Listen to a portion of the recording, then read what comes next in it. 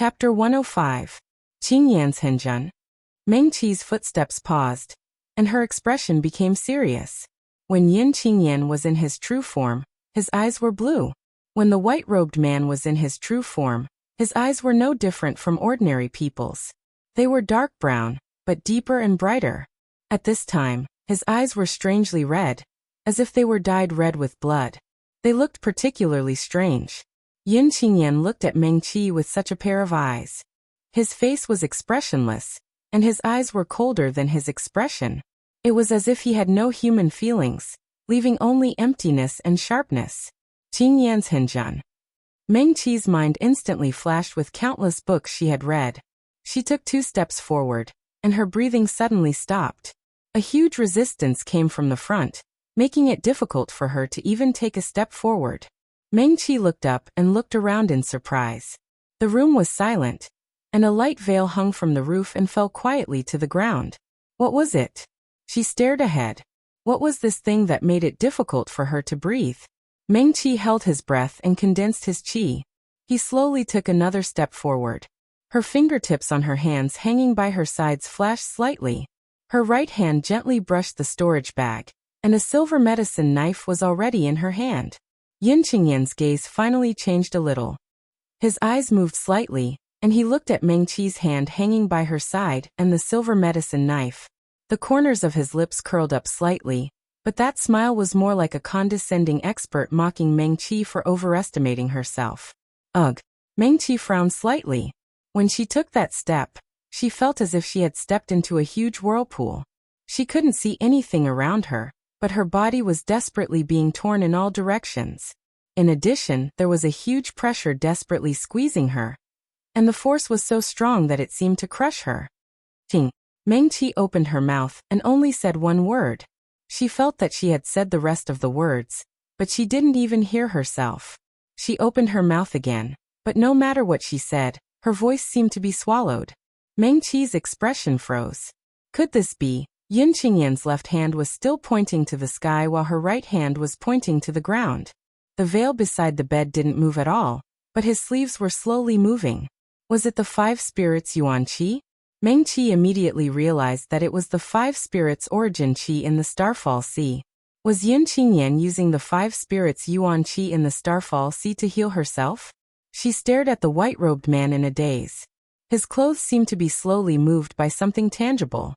Meng Qi suddenly remembered that when she first picked up the injured little white tiger, she didn't sense the existence of a spirit ocean in its body.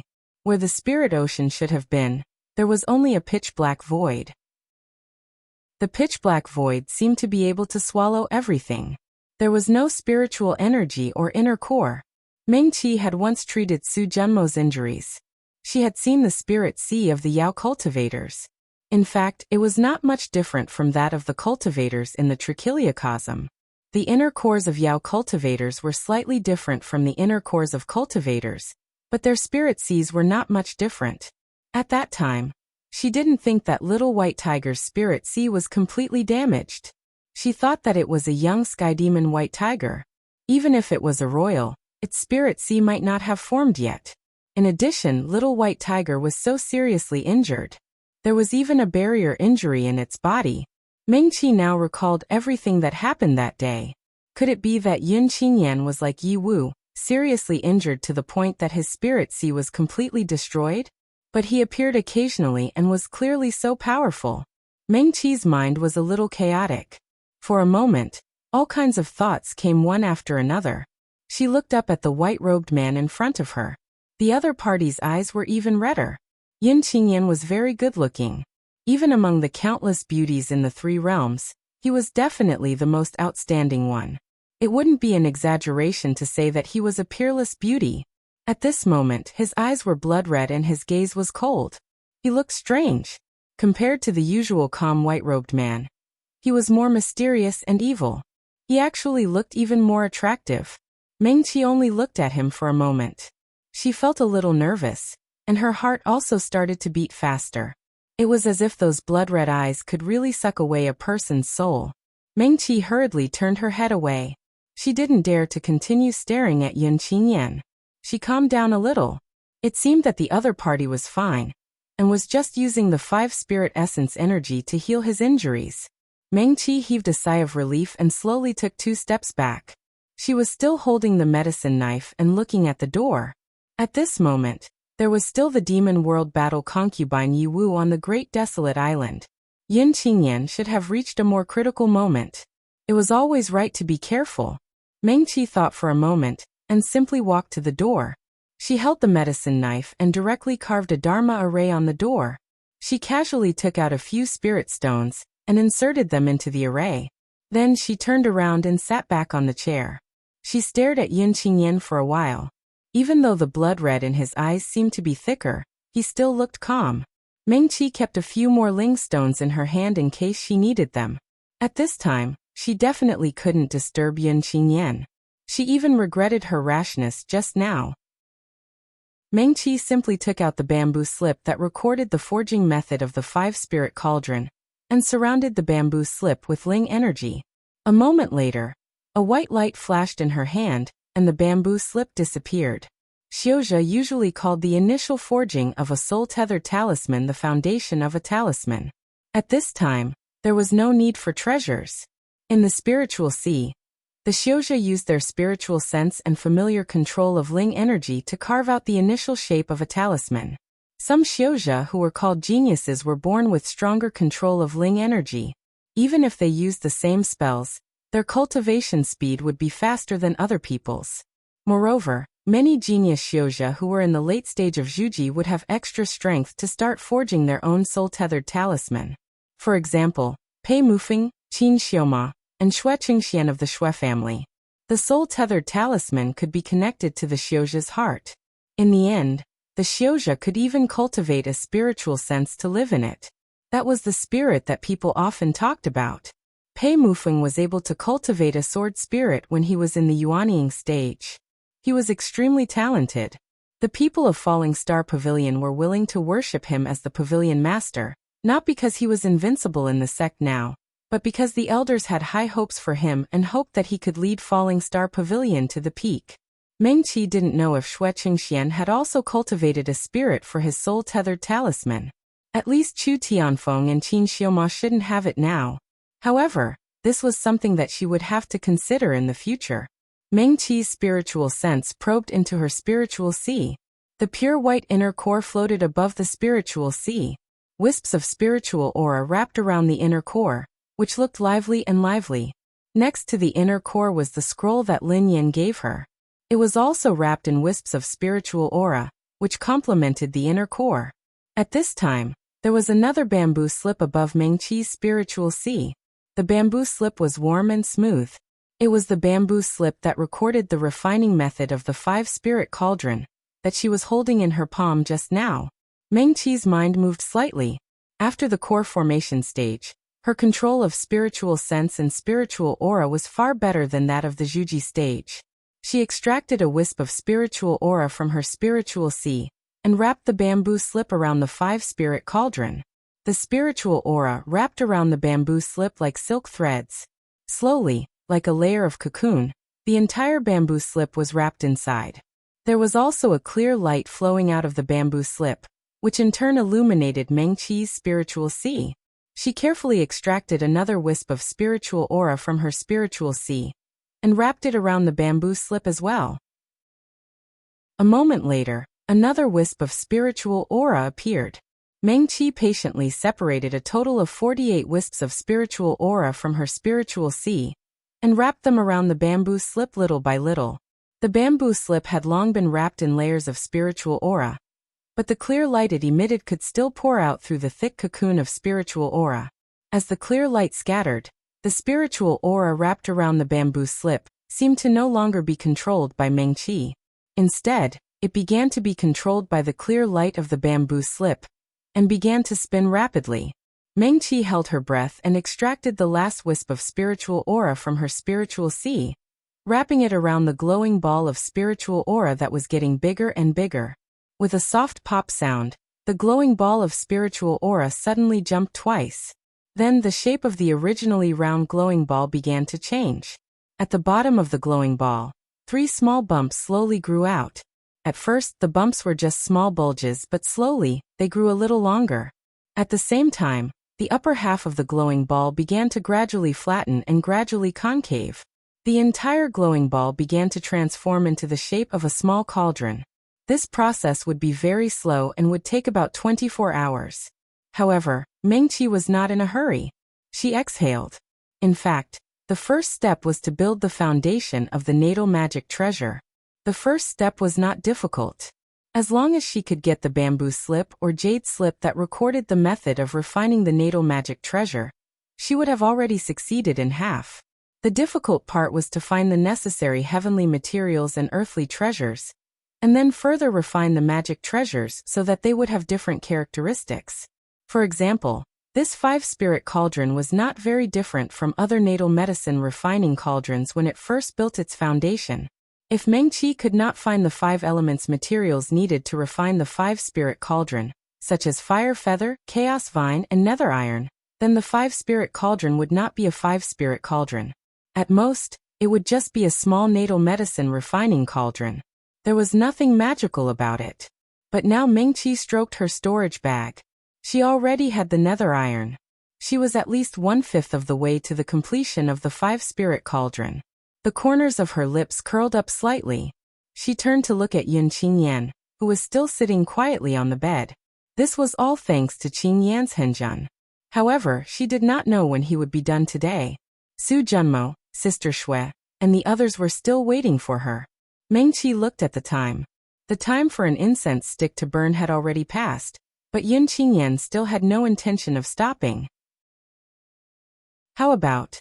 She took out the jade slip of the sky beyond heaven, and prepared to tell her friends not to wait for her today.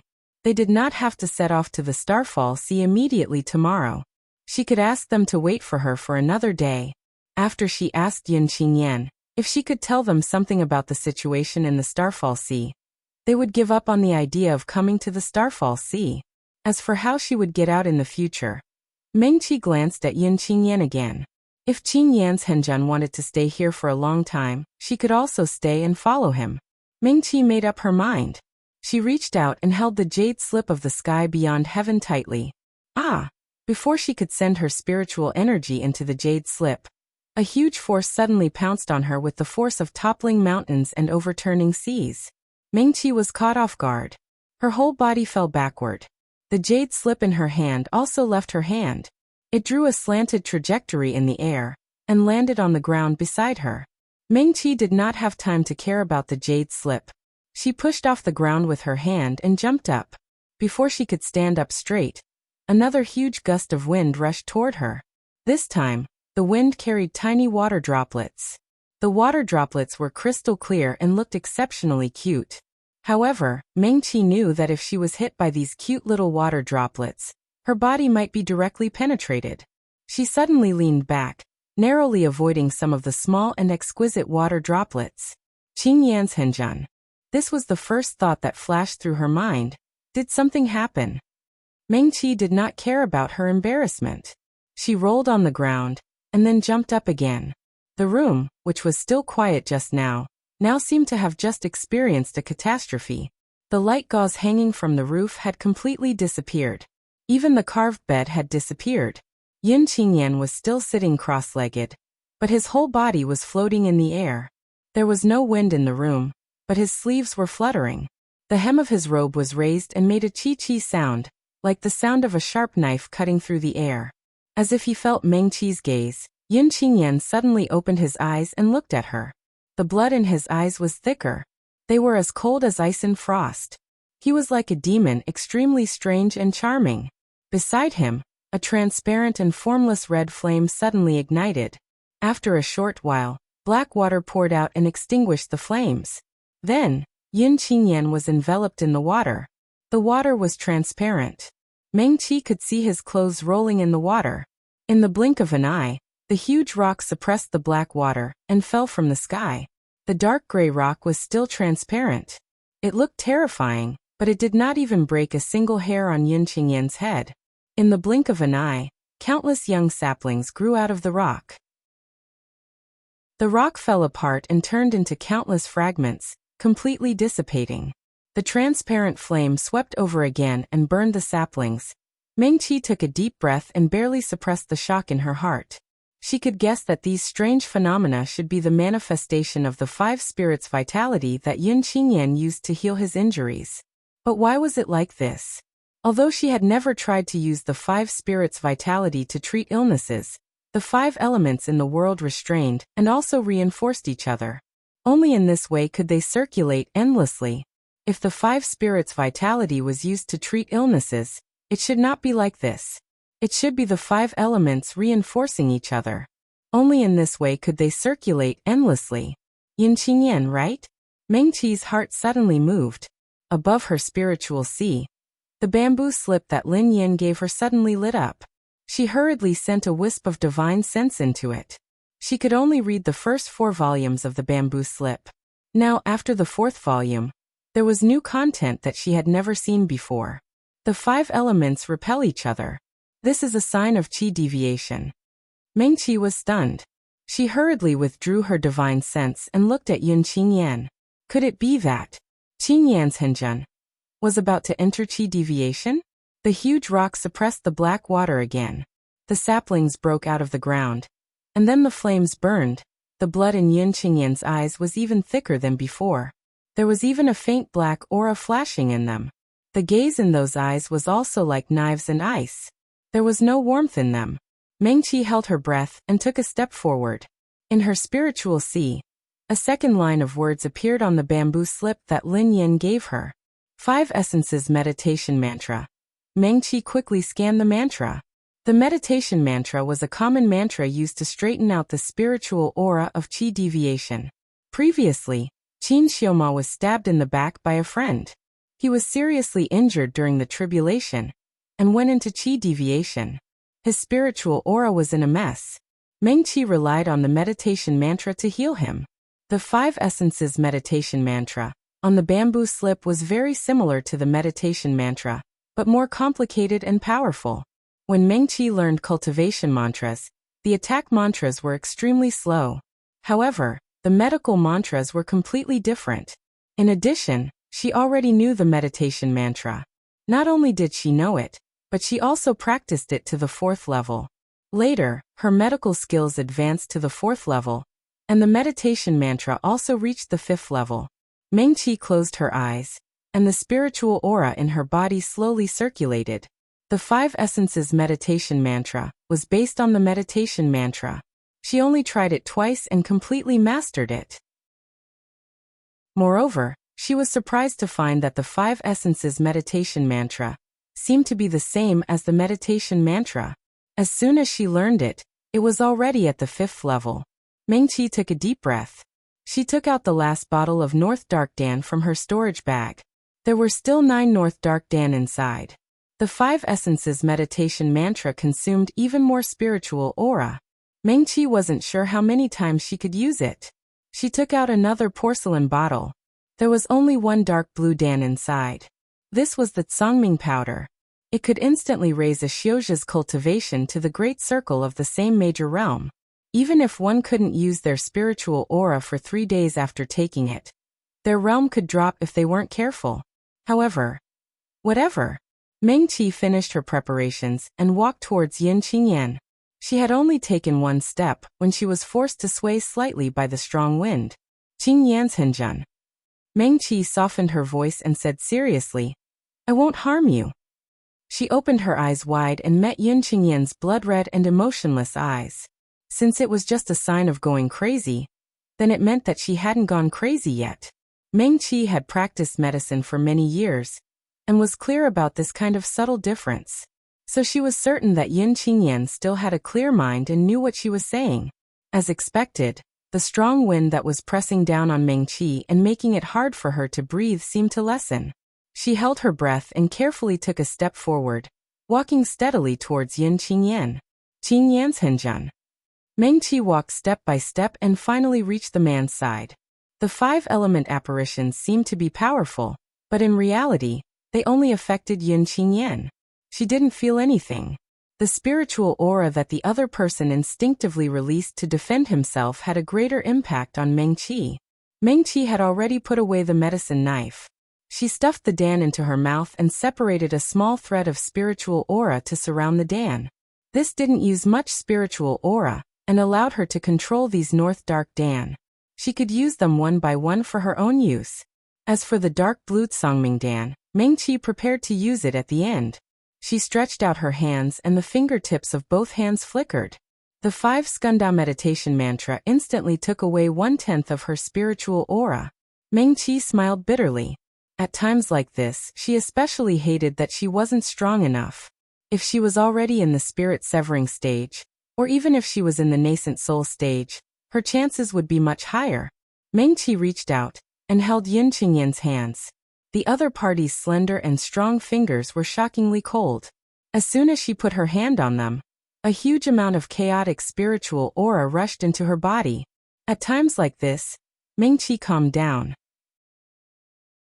She closed her eyes and ignored the powerful spiritual aura that was washing her meridians. She slowly circulated the 5 Skanda meditation mantra and carefully probed Yin Qingyan's body bit by bit.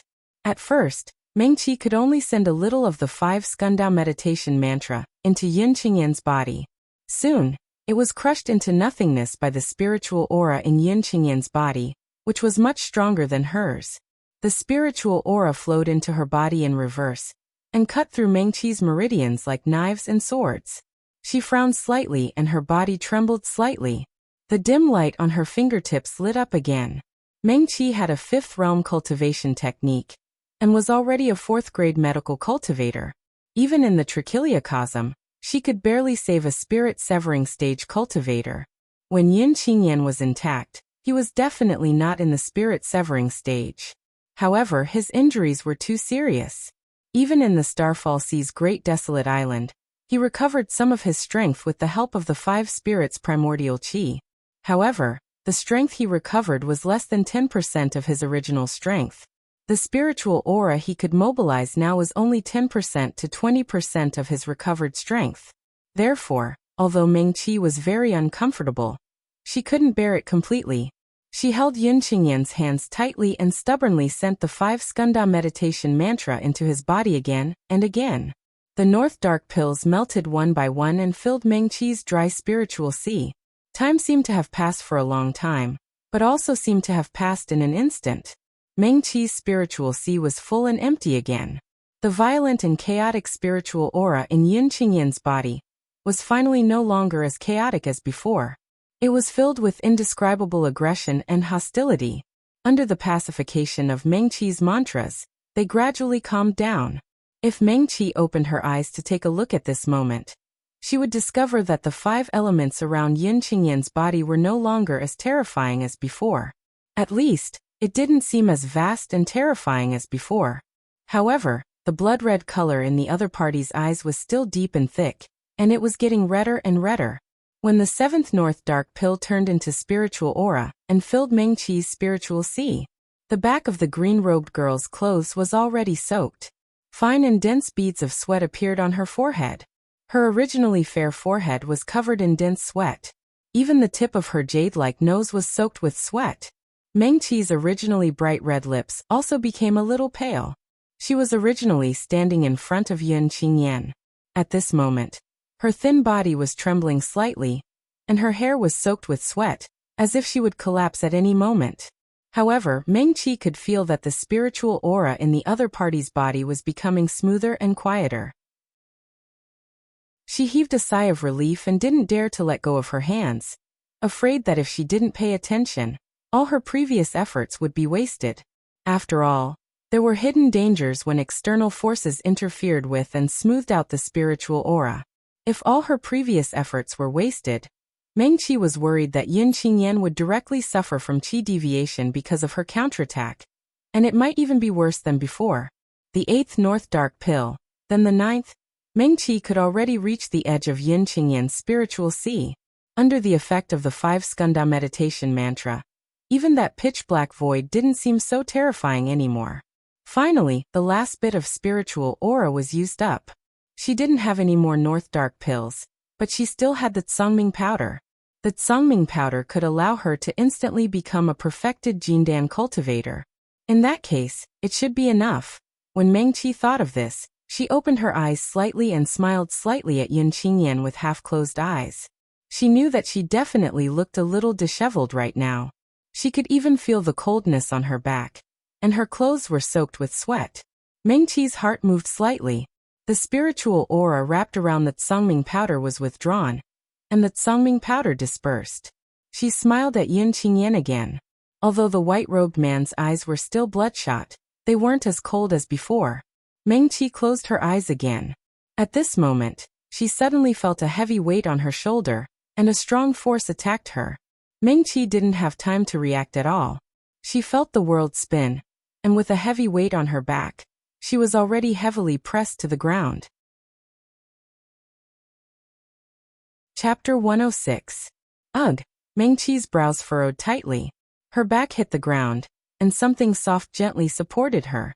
It didn't hurt much. However, Yin Qingyan's hand that was holding her shoulder was extremely strong, as if it was going to crush her shoulder. Mengqi opened her eyes, and the other person's small figure was reflected in her clear black and white eyes. Unfortunately, Yin Qingyan's eyes were still blood-red, and she couldn't see her own reflection. However, even if she couldn't see, Mengqi knew that the two of them were in a very strange position. At this moment, Yin Qingyan's other hand, which she was holding tightly in her hand, was about to pull away. Mengqi suddenly exerted strength in her hand, and held his slender and strong hand tightly in her palm. Qingyan's Henjun. She was a little anxious, and her breathing became rapid. The overbearing medicinal power of the Tsangming powder spread throughout her body, and the spiritual energy in Mengqi's spiritual sea surged and spread wildly in all directions. Her spiritual sea seemed to be pushed by the overflowing spiritual energy, and rapidly expanded. Although they were in the same major realm, a first-stage Golden Core cultivator, who had just entered the Golden Core stage, couldn't be compared to a Golden Core perfected Golden Core cultivator. There was a saying in the three realms that cultivators could only be considered to have truly stepped onto the Great Tao after forming their Golden Core. The gap between foundation building and Qi cultivators wasn't large, but the gap between Golden Core and foundation building was very large. When one reached the Golden Core stage, the increase in each minor realm was almost equivalent to advancing from foundation building to Golden Core. The Tsangming powder's medicinal power was already overbearing, and the wildly surging spiritual energy seemed to have set off stormy waves in her spiritual sea. The feeling of her spiritual sea being forced open was very uncomfortable. Mengqi clenched her teeth tightly, and her right hand gripped Yin Qingyan's hand even more tightly, continuously sending spiritual energy into his body. She used the 5 skanda meditation mantra to the extreme, and with the support of the sudden abundance of spiritual energy, it became slightly stronger than before. Mengqi even felt that she could now explore Yin Qingyan's boundless, but terrifyingly huge spiritual sea. The 5 Yin Qingyan meditation mantra was like a trickling stream. Under her efforts, it continuously calmed down Yin Qingyan's chaotic spiritual aura. Azu. Or Qingyan's Henjun. The slender fingers in Mengqi's hand struggled again. She was shocked. Yin Qingyan had her pinned to the ground, and his handsome face was only a hand's length away from hers. Mengqi could clearly see the desolation in his blood-red eyes that was so indifferent that it was devoid of any living being's emotions. She didn't dare to let go. If he let go now, not only would all his efforts go to waste, Yin Qingyan might really go crazy. Mengqi gritted his teeth and held Yin Qingyan's hand even tighter. The hand that was squeezing her shoulder tightened as well. The pain was so intense that her left shoulder started to go numb. Even her left arm didn't seem to be hers anymore. She couldn't feel her fingertips either. But his right hand, Mengqi used almost all her strength to hold Yin Qingyan's hand tightly. Under the influence of the Tsangming powder, the spiritual aura in her body became stronger and stronger, and her spiritual sea also became bigger. In the end, it was about 20 times bigger than before. Mengqi's spiritual aura was unprecedentedly abundant. She simply ignored her left shoulder and held Yin Qingyan's hand tightly. Qingyan's Henjun. Mengqi looked into Yin Qingyan's eyes. Her eyes were clear and bright, and her expression was gentle. There was no resentment in her eyes. "I won't hurt you," she softened her voice. "Trust me." The blood-red color in the white-robed man's eyes seemed to disperse in an instant. But soon, it became even stronger than before. Just like that, he stared straight at Meng Qi with those emotionless eyes. "Qingyan's Henjun," Meng Qi repeated softly. "I will never hurt you." She met Yin Qingyan's eyes without avoiding them. Her gaze was magnanimous, and her expression was sincere. Her right hand was still firmly holding Yin Qingyan's left hand, and the spiritual aura had never been cut off. Meng Qi's left shoulder became lighter. The hand holding her shoulder relaxed a little, and the piercing pain returned in an instant. Her entire left arm seemed to have suddenly been pierced by thousands of thin and dense needles. Meng Qi's face was slightly pale, and the blood on her lips faded. She blinked gently. Her long eyelashes trembled slightly, and more beads of sweat appeared on her forehead. "Qingyan's Henjun." Meng Qi's voice was still soft. "I'm Meng Qi. I will never hurt you," she murmured and repeated in a gentle tone, like a mother singing a bedtime song to her child, with an indescribable sense of comfort. Yin Qingyan gently raised her slender fingers. Her slightly cold fingertips gently touched Meng Qi's pale little face. Then she gently brushed her long eyelashes. Finally, it landed on her pale and slightly dry lips. Meng Qi was stunned. Yin Qingyan's fingers had already gently swept across her soft lips, and there seemed to be a trace of warmth on her fingertips.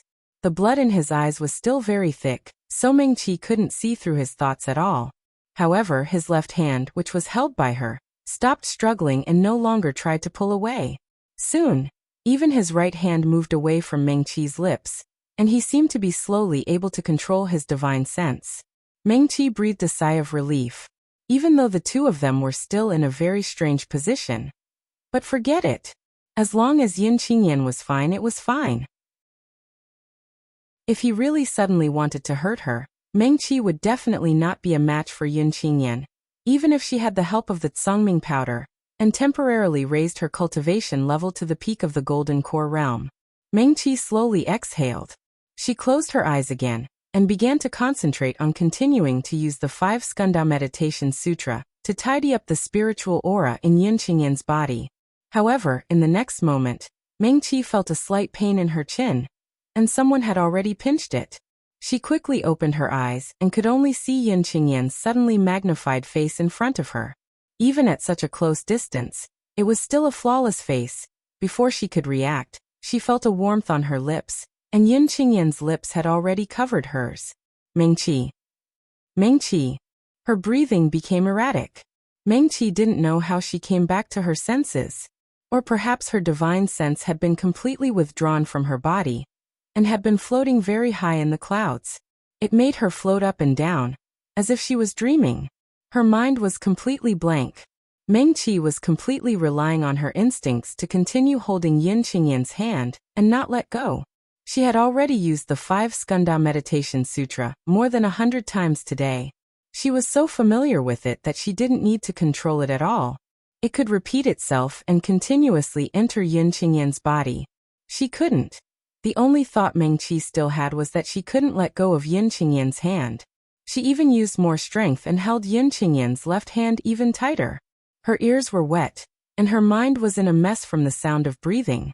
Meng Qi thought she seemed to hear Yin Qingyan chuckle softly, but she could no longer think. She felt like she was a dreamboat in the Starfall Sea, tossed high by the waves and then falling heavily back down. She could only rise and fall with the sea. Meng Qi didn't know how much time had passed. In her dizziness, the medicinal effect of the Tsangming powder gradually disappeared. Her forcefully expanded spiritual sea gradually dried up, revealing thin cracks. Within 3 days, she couldn't use her spiritual aura anymore, and the small cracks in her spiritual sea would slowly repair themselves. If she forcefully used her spiritual aura in these few days, or even used the Tsangming powder again, her spiritual sea would be severely damaged. If that happened, his spirit sea would be severely damaged, and might even completely collapse. If it was light, her realm would drop. If it was serious, she wouldn't be able to advance an inch for the rest of her life, and she might even lose her life. The last strand of the 5 Skanda Meditation Sutra entered Yin Qingyan's body from the fingertips of Meng Qi's right hand, which had never let go. She frowned. Her spiritual sea had dried up, and the side effects of the overbearing medicinal effect of the Tsangming powder made her very uncomfortable. Her body was sore and painful, and she was about to be exhausted. Mengqi forced herself to open her eyes and look at Yin Qingyan. The man's face, which had always been calm and indifferent, was dyed with an expression she had never seen before. A few strands of sweat-soaked hair were stuck to his face. Not only did this not make Yin Qingyan ugly, but it also added some charm to him that she had never seen before. The blood in Yin Qingyan's eyes had faded, and the stars seemed to be reflected in his deep eyes that had become clear again. He seemed to be in disbelief as he looked at Mengqi, who was still firmly suppressed by him. There were several red marks of different depths on the girl's smooth and slender neck, not to mention further down. Mengqi. Yin Qingyan's voice was slightly hoarse as he called out to her softly. Ugh. Mengqi snorted softly. His head tilted, and he completely fainted. Yin Qingyan. He was stunned for a moment. Looking at the pale face of the girl in his arms, he reached out to touch her wrist in bewilderment. Fortunately, Yin Qingyan heaved a sigh of relief. It was just that he had fainted from exhaustion. The Tsangming powder was overbearing, and Mengqi had repeatedly overdrawn his spiritual aura. In the end, he even took the Tsangming powder, and Yin Qingyan's eyes flashed slightly as he looked at the marks he had left on Mengqi's body. He closed his eyes and flicked his finger. A clear light enveloped the two of them. In the blink of an eye, their bodies became fresh and clean again. A soft and clean white robe wrapped around Mengqi's thin body. Yin Qingyan stood up with her in his arms. The expression on his face was unpredictable, and the chaotic spiritual aura in his body had calmed down again. Even the originally empty spirit ocean had a small vortex of spiritual aura. It was slowly rotating, as if it could grow and multiply endlessly, and become stronger and stronger. Yin Qingyan's gaze swept across the room. The originally elegant room seemed to have experienced a terrible catastrophe. Everything had turned into ashes, and it was empty as if it had never existed. He lowered his head and looked at the unconscious girl in his arms. Mengqi's soft cherry lips were slightly red and swollen, which made her small face look even paler. Yin Qingyan. His expression became more and more complicated. Now that he was completely awake and had regained his consciousness, he knew clearly what had just happened. Yin Qingyan's gaze followed Mengqi's elegant little face, her delicate and small chin, then her fair and slender neck, her narrow shoulders and her thin arms, then, it was her slender fingers that were like spring onions. Mengqi clearly didn't look that strong, but Yin Qingyan remembered it clearly. Just now. From the beginning to the end, even when he treated her like that, Mengqi had never let go of his hand. He exhaled heavily, exhaling the turbid air in his chest. Why? Why did she do this? Yin Qingyan had seen Mengqi's stubbornness and tenacity. He knew that she was a girl who would stick to her heart and fight to the end once she made up her mind. But why? Did she have to sacrifice herself to save him? Yin Qingyan was silent. He carried Mengqi and left his empty room. He had just stepped out of the room. The door of the room diagonally opposite Mengqi's room was opened from the inside with a creak. Yi Wu, who had slightly recovered, stood at the door. She didn't seem to expect that the first person she saw when she woke up was not Mengqi, but a handsome man she had never seen before. Yin Qingyan stopped and looked at Yi Wu from the corner of her eyes. The Demon Realm warlord, who had always been decisive and sharp, was only stunned for a moment before he quickly came back to his senses. Yi Wu's gaze quickly swept over Mengqi, who was in the other party's arms, and then looked up at Yin Qingyan. Her spiritual sea was shattered, and her storage bag had been lost when she fell into the Starfall Sea. She didn't have any weapons, and she couldn't use any spells.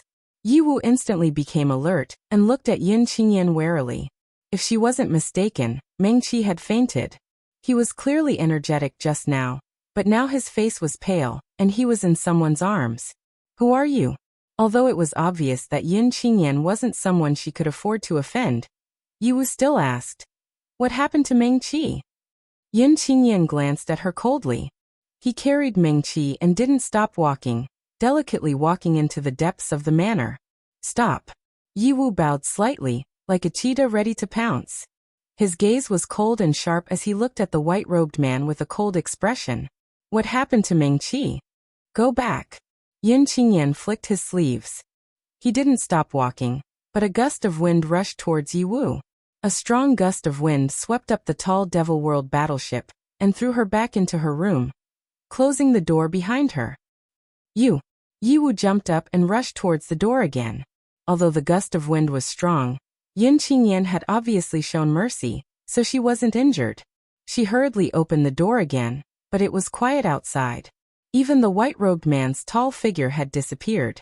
Yiwu wanted to step out of the door, but as soon as she stepped out of the door, a resistance threw her back into the room.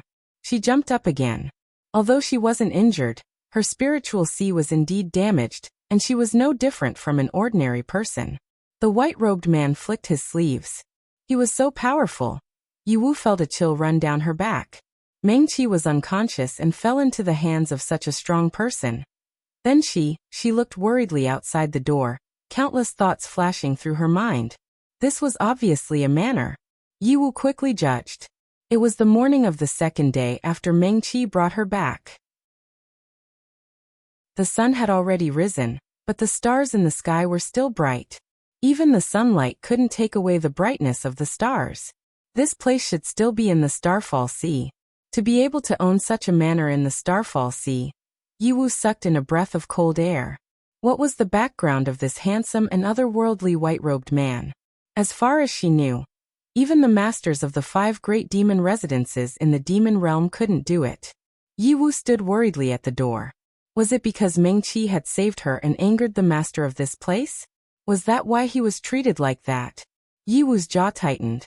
If that was the case, then she would try to save Mengqi even if she had to risk her life. Mengqi didn't know how long she had slept. In a daze, she could feel her empty spiritual sea. There wasn't a single drop of spiritual aura left, and there were many small cracks in her spiritual sea. The inner core was still dutifully rotating slowly. Wisps of spiritual aura slowly fell from it and fell into the spiritual sea. But in an instant, the spiritual aura flowed away from those cracks. Her spiritual sea was still empty. Next to the inner core, the embryonic form of the 5-spirit cauldron was no different from before. Without spiritual aura in the spiritual sea, there was no way to continue refining the natal magic treasure. The light of the small cauldron that was already in the shape of a small cauldron had become a little dim. If it weren't for another bamboo slip wrapped in a soft white light of spiritual aura, there would be wisps of spiritual aura wrapped around the small cauldron, preventing it from completely disappearing. Perhaps when Mengqi was unconscious, the embryonic form of the 5-spirit cauldron had completely dissipated. Ugh! She snorted softly. Not only was her spiritual sea dry, but her body was also sore and painful. She felt as if she had fallen from a high place and fallen straight to the ground. Even her limbs were sore and her head was dizzy, as if it was filled with something. She didn't even have the strength to open her eyes. But she couldn't go on like this. Mengqi struggled hard, trying to wake herself up quickly. She vaguely remembered that she still had something to do and had to wake up as soon as possible. There was still someone waiting. Yes, there was still someone waiting for her. But what was it? In a daze, Mengqi raised her right hand slightly, her fingers trembling a few times. Don't move. A deep and pleasant male voice sounded in her ears. Not only was the voice very pleasant, it also sounded very familiar, making her feel that she should listen to the other party. Mengqi had just raised her hand, but she obediently put it down again. Someone pulled the blanket up until it reached her delicate chin. Thank you. Mengqi couldn't even open her eyes, but she still murmured her thanks. Her divine sense was still a little clear, but she had overdrawn her spiritual aura. Coupled with the overbearing effects of the Tsangming powder, she was so weak that she even found it difficult to open her eyes. But she vaguely knew that someone was right beside her. This person was someone she could trust wholeheartedly. With him around, she didn't need to hurry to wake up. In a daze, Mengqi fell asleep again. She didn't know how long she slept. When she woke up again, she felt weak all over, but the soreness was slightly better. Although her spiritual sea was still as dry as before, the cracks in her spiritual sea seemed to be fewer than before. In the air above her spiritual sea, there were still strands of spiritual aura coming out of the bamboo slips, wrapping around the 5-spirit cauldron. The inner core was floating on the side, looking brighter than before. Meng-Chi still felt very tired, but slightly better than before. Although her eyelids were still very heavy, it wasn't like before, when just opening them required all her strength. Her long eyelashes fluttered twice, and she slowly opened her eyes. Meng-Chi's vision was a little dim, but it wasn't pitch black. The faint light was very gentle, and didn't make her feel uncomfortable at all. She finally opened her eyes completely, and what entered her sight was a soft veil hanging down from the roof. Meng-Chi slowly blinked her eyes. Her body was still very weak, but her mind was slowly becoming clear. Where was this? Meng-Chi moved her body slightly, and the soft and light silk blanket covered her chin. She was also wearing clean and fresh clothes. Apart from the soreness that had yet to fade, she didn't feel any discomfort.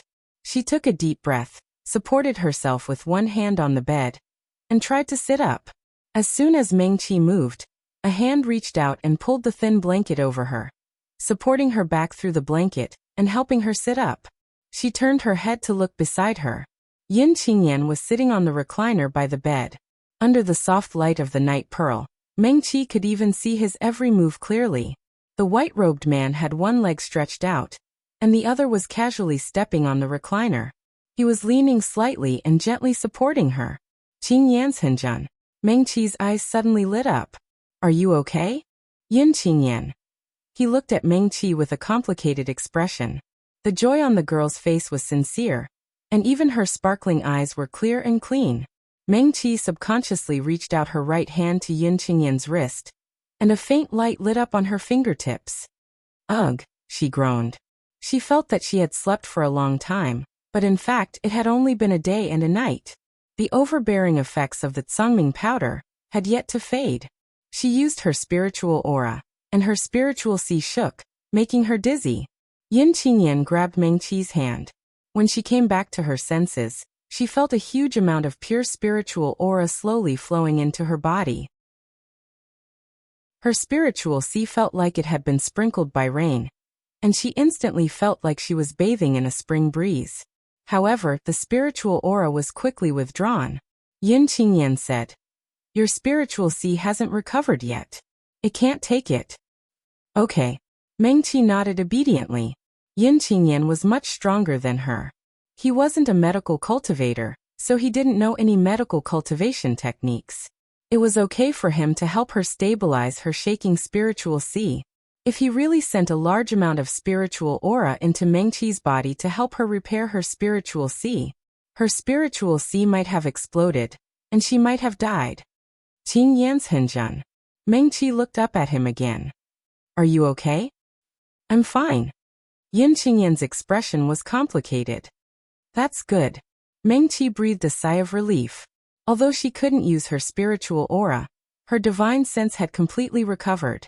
After receiving Yin Qingyan's confirmation, she simply closed her eyes and used her divine sense to explore her body. Thank goodness. Meng-Chi breathed a sigh of relief. Her inner core wasn't damaged. In the air above her spiritual sea, wisps of spiritual aura were still seeping out of her inner core. Next to her inner core, even the embryonic form of the five-spirit cauldron was still there. Wisps of white light came out of the bamboo slip that Lin Yan gave her, completely enveloping the five-spirit cauldron. Meng-Chi breathed a big sigh of relief again. She took a risk at that time. Fortunately, Senior Lin Yan was there. Otherwise, her five-spirit cauldron might have been a failure. Without the bamboo slip that recorded the refining method of the five-spirit cauldron, even if she found all the precious materials, she wouldn't be able to refine this natal magic weapon. Meng-Chi breathed a big sigh of relief again. In addition, she was surprised to find that her meditation technique and the five essence meditation technique had reached the peak of the fifth realm. She was only one step away from reaching the sixth realm. Sixth level incantation, even if it was just the most basic meditation incantation, was no small matter. Also, her medical skills had improved slightly, from the first realm of the fourth realm to the second realm. Oh, not bad. Meng-Chi was instantly filled with joy. The embryonic form of the five-spirit cauldron that she was most worried about was still there, and she had additional gains. Now she just couldn't use her spiritual aura for 3 days. This was really nothing. Meng-Chi opened her eyes and met Yin Qingyan's eyes. She couldn't help but smile sweetly. Qing Yan's Henjun, my medical skills have reached the second realm of the fourth realm. Chapter 107. Ming-Chi couldn't help but smile. Qing Yan's Henjun, my medical skills have reached the second realm of the fourth rank. Yin Qingyan. I've also reached the fifth realm of the meditation technique, Ming-Chi said again. Yin Qingyan. Thank you Qing Yan's Henjun, for taking care of me when I was unconscious, Ming-Chi said sincerely. She lifted the quilt and wanted to get out of bed. I'm fine now, but I can't use spiritual energy for the time being. Ming-Chi looked calm. Yin Qingyan stared at her pale little face for a moment and didn't see anything wrong with it. However, as soon as she moved, her body, which hadn't fully recovered, went limp and fell forward. Ming-Chi's arm was warm. Yin Qingyan reached out to support her. Thank you. She shook her head to get rid of the sudden dizziness and thanked Yin Qingyan with a smile. Ming-Chi was a little embarrassed. I'm still too weak. Yin Qingyan. His expression was quite complicated. Was it a question of whether she was weak or not? Ming-Chi. Did she not remember anything at all? He was cruel and violent. How could he do such a thing to her? Ming-Chi. Yin Qingyan said in a slightly hoarse voice and stared at Ming-Chi. He closed his eyes. It was rare for the demon lord, who had always been decisive in killing, to hesitate. Yesterday I treated you that way. Oh. Ming-Chi guessed what he was going to say. She waved her hand and said casually, It's okay. It's okay?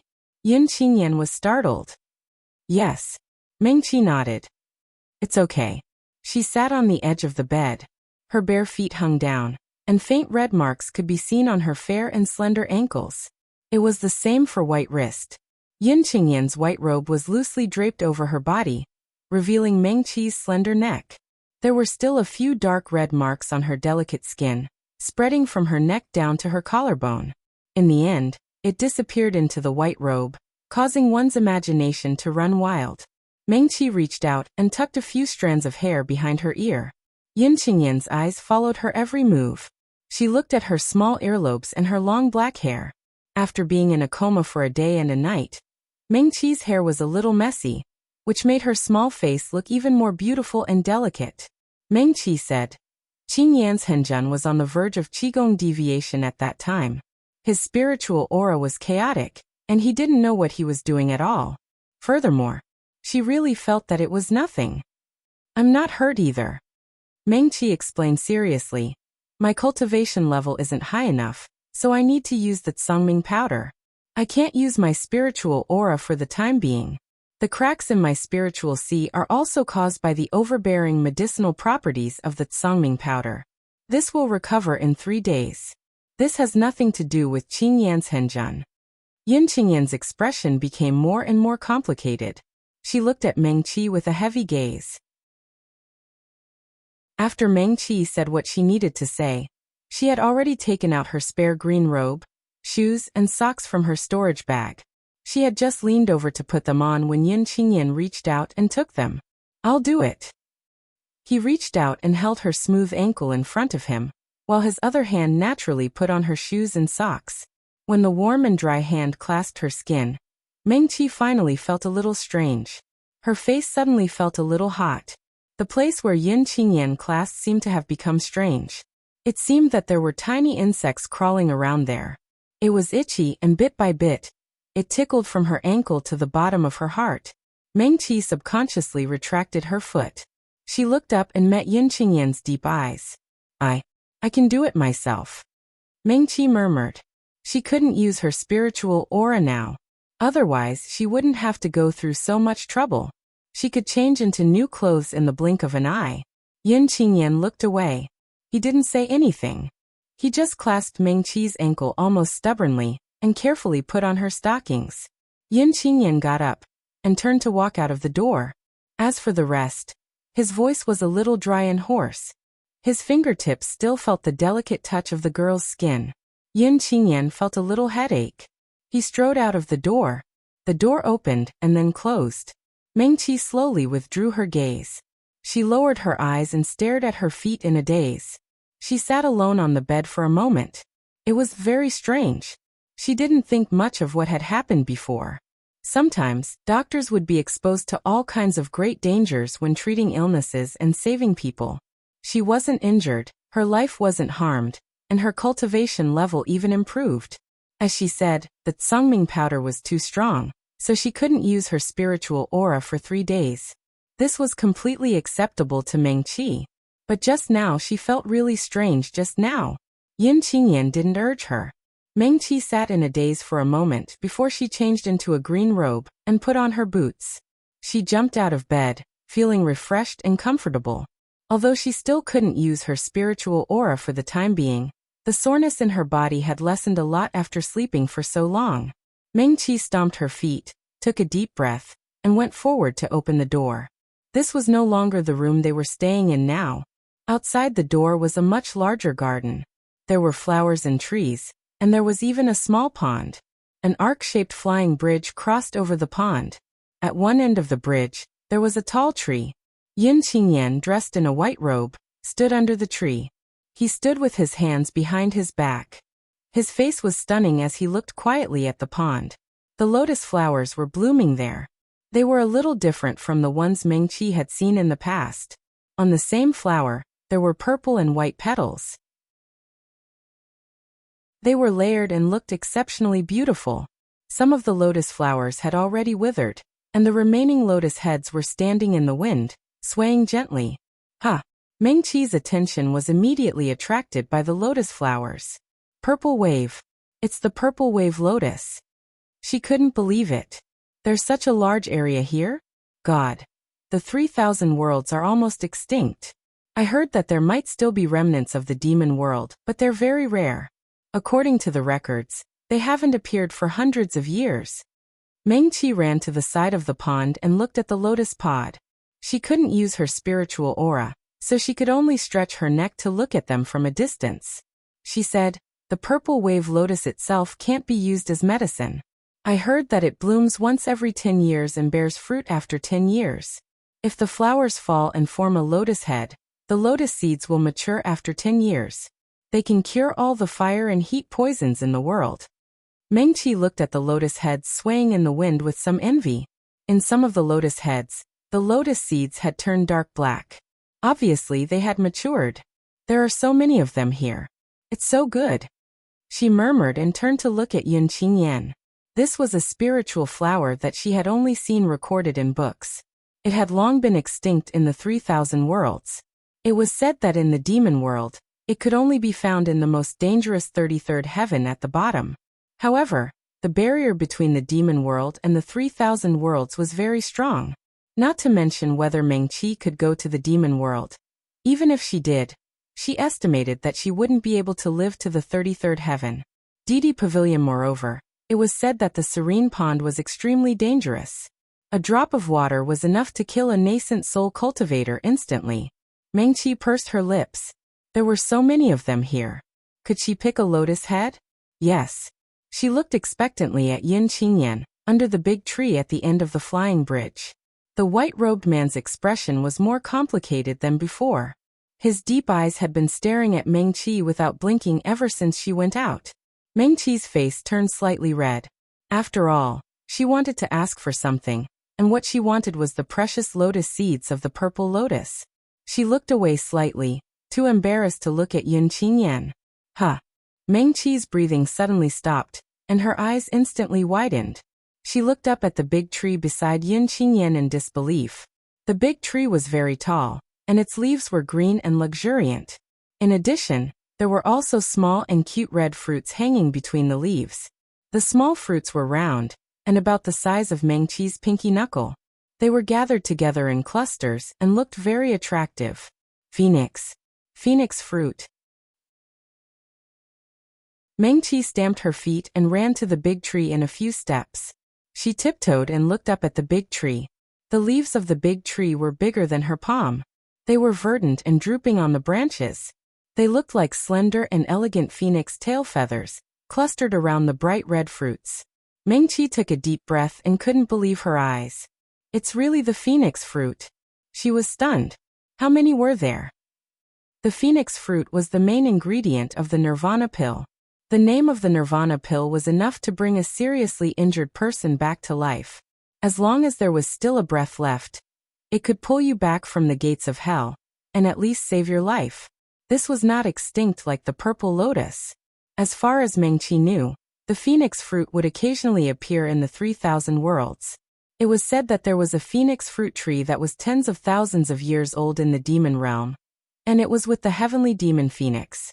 Even the feathers of the heavenly demon phoenix would occasionally spread to the 3,000 worlds. The phoenix fruit also appeared from time to time. Of course, the price was definitely not cheap. After all, it was the main ingredient of the Nirvana pill, and the Nirvana pill was a life-saving medicine. There was only hope if one was alive. The Nirvana pill's recipe was not complicated, and many disciples of the major medical cultivation sects knew it.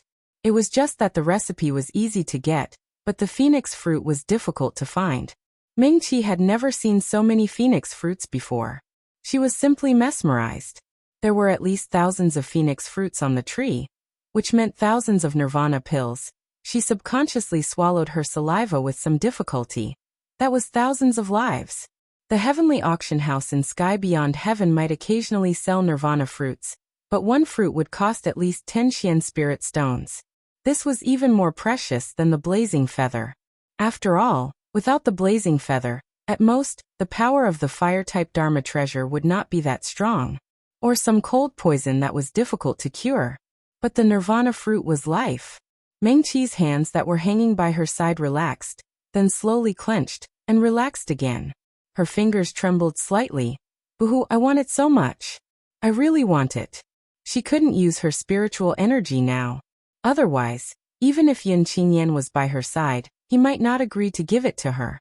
Mengqi might not be able to control herself and quietly come over to pick a few Nirvana fruits.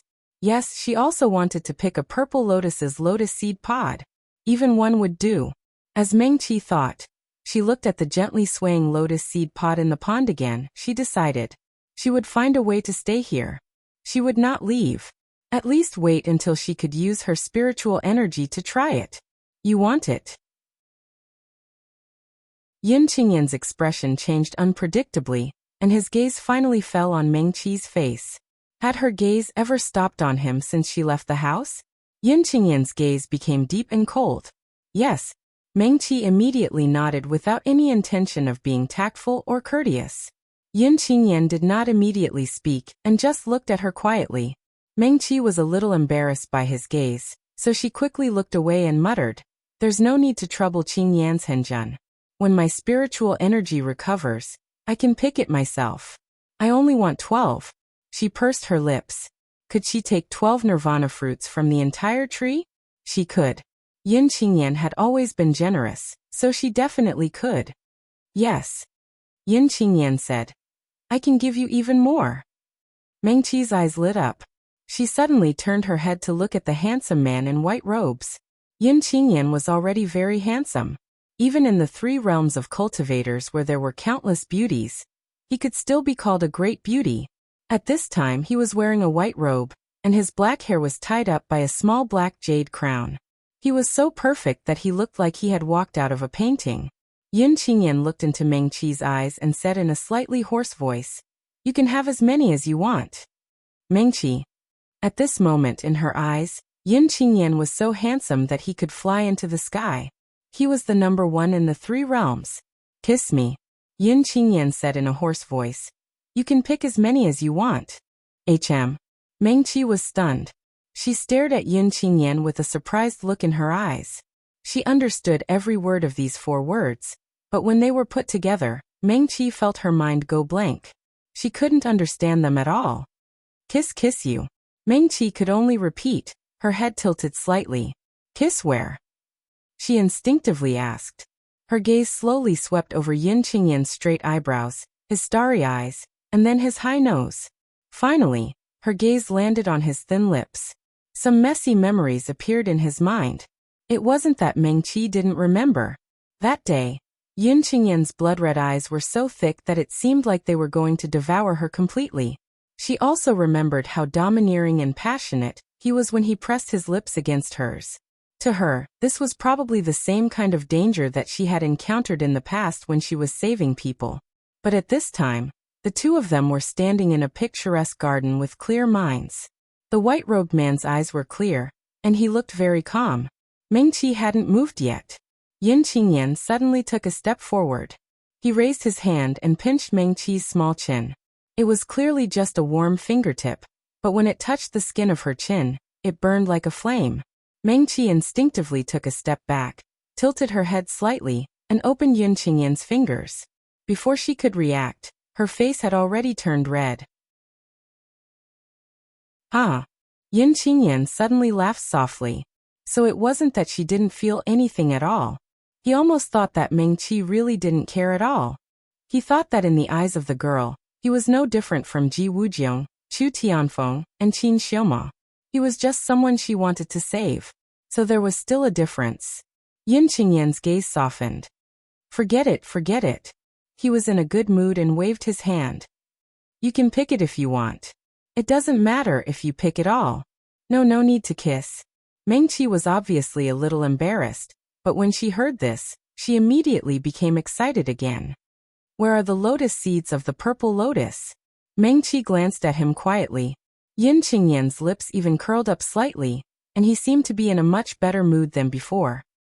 They're all yours, Yin Qingyan said. Thank you, Qingyan's Henjun. Meng-Chi breathed a sigh of relief and became happy again. She looked at Yin Qingyan again and quickly added, the phoenix fruit can be used to refine the nirvana pill. After it's refined, 90% of it will be given to Qingyan's Henjun. The lotus seeds of the purple lotus. Meng-Chi hesitated for a moment. This hasn't appeared in the 3,000 worlds for hundreds of years, and the pill recipe has been lost. So I don't know how to use it yet. When I figure it out, 90% of it will still be Qingyan's Henjun's. What did he want it for? Yin Qingyan glanced at Meng-Chi, but he saw the green-robed girl's clear eyes looking at him carefully. I can't use spiritual energy now. When I can, I'll come and pick it. Meng-Chi asked, can you?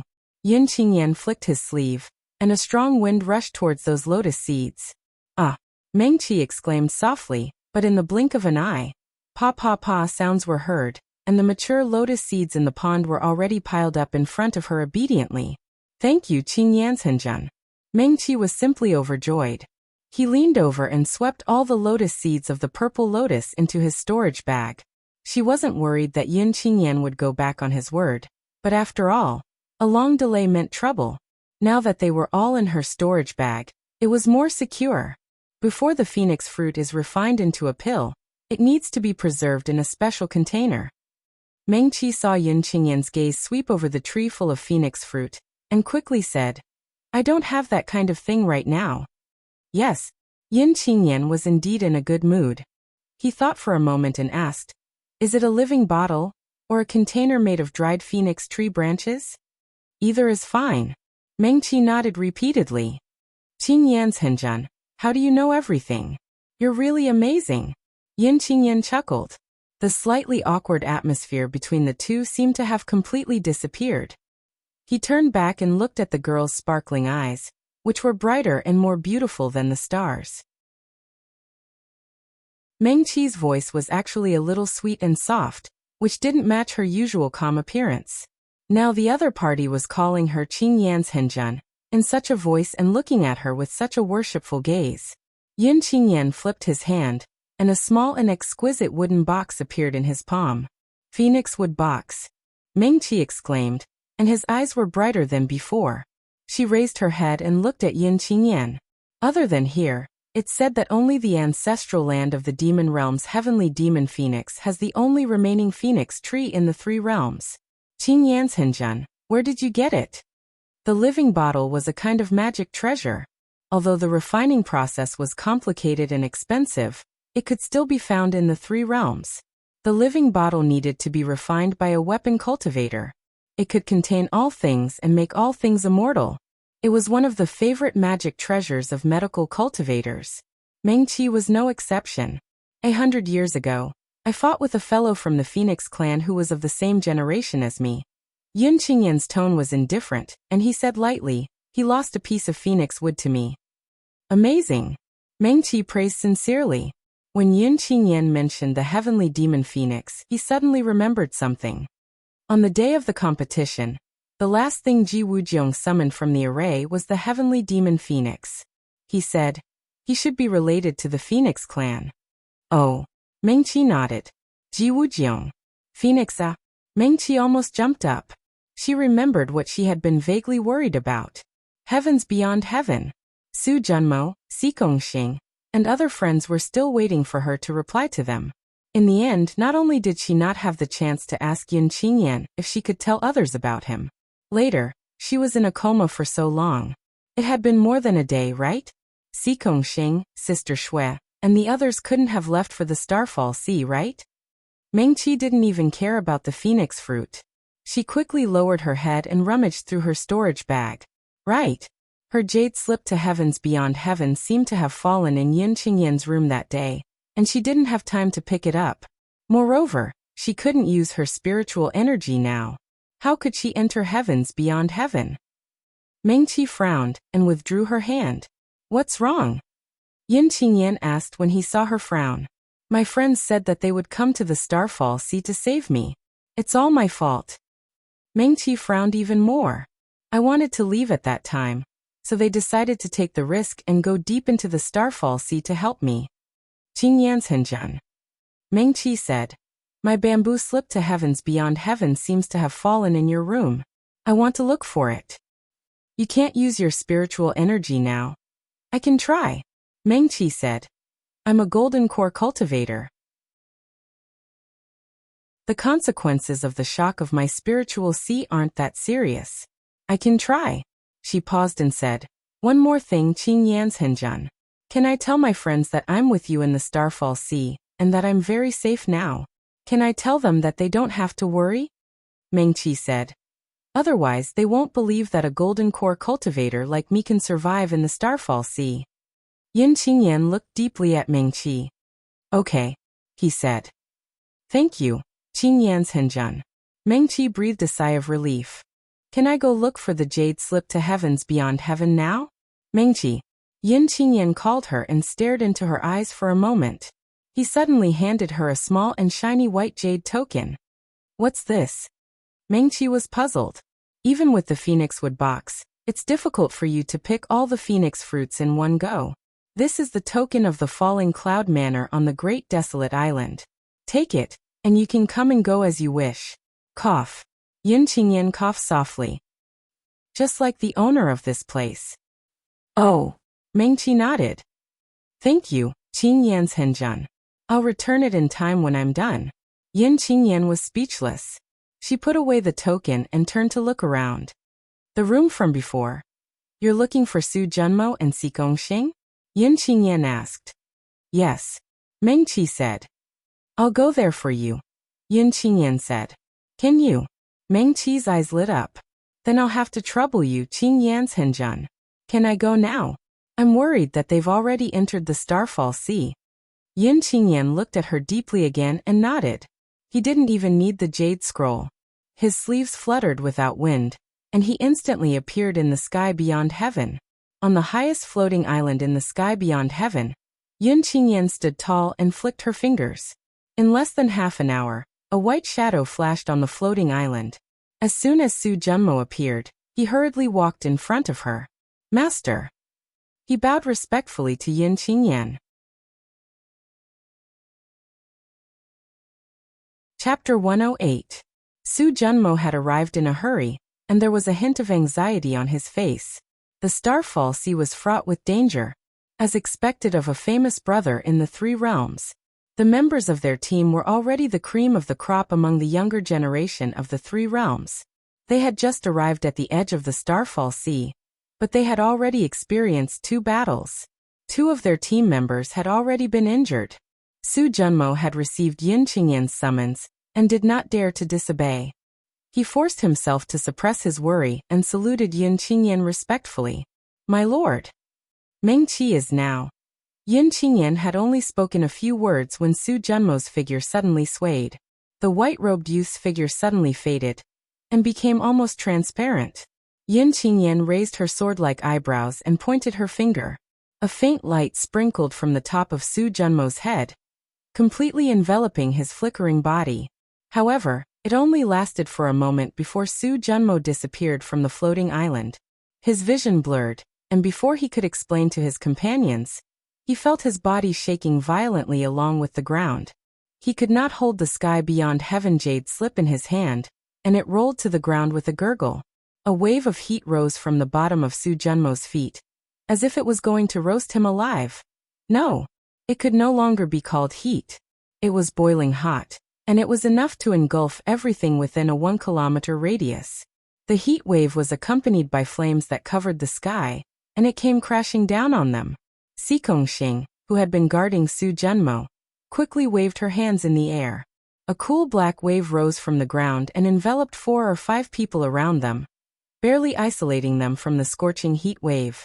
Su Junmo. Xing quickly glanced at him. Are you all right? Yes. Su Junmo's expression was solemn and his right hand trembled slightly. He quickly scanned his surroundings and realized that his bamboo scroll from the heavens beyond heaven was nowhere to be found. Did his lord mention Mengqi just now? This thought flashed through his mind, but Su Junmo quickly threw it to the back of his mind.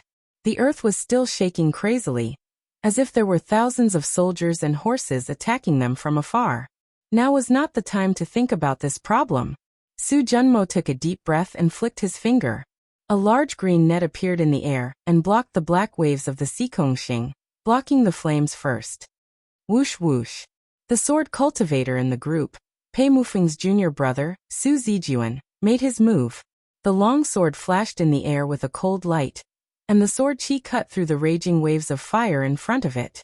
Immediately afterward, there was another whoosh as Qin Xiuma's natal long sword emerged from the crack and rushed forward like a bolt of lightning. A bright red lotus appeared in the sky. Chu Tianfeng formed a seal with his right hand and pointed at his natal magic weapon. Lotus steps. He scolded softly. The red lotus magic weapon spun gently in the air, and lotus flowers fell from the sky one after another, sprinkling directly on the rolling waves of heat. Open! Chu Tianfeng scolded coldly, and his fingers swiped down sharply in the air. The red lotus flowers exploded on the waves of heat.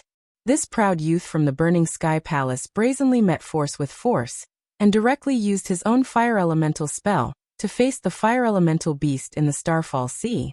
The red lotus flowers exploded, and the area in front of Su Junmo and the others instantly turned into a sea of fire. Xue Chengxian and Li Che stood on the left and right of Chu Tianfeng and Qin Xiuma. Li Che had joined them after hearing that they were coming to the Starfall Sea. He was from the southern border, and the southern border's medical skills were declining, far inferior to the western border. Xue Chengxian, on the other hand, admired him quite a bit. Li Che was a medical xiu that could be called a genius in all of the 3,000 worlds. Don't look at how refined and handsome he looked. In reality, he was already a 4th-grade great perfection medical xiu, and a Yuanying 3rd realm xiuzha. He and Xue Chengxian exchanged a look.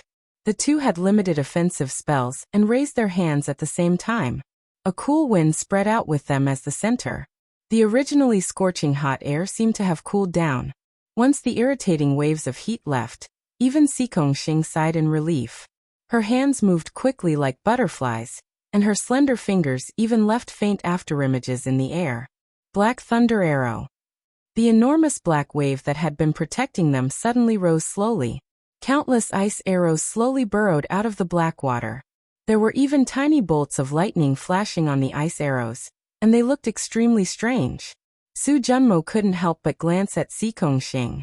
He knew that Scarlet Fox's master was a xiuzha from the Black Tortoise clan, but wasn't this a little too powerful? Black Tortoise. Wasn't that one of the most rigid and inflexible heavenly demon royal clans? They could lie there motionless for 1,000 years, and they didn't fight for anything. They were especially good-tempered. At the same time, they didn't interact much with other heavenly demon royal clans. They didn't even interact with the Azure Dragon and Phoenix royal clans.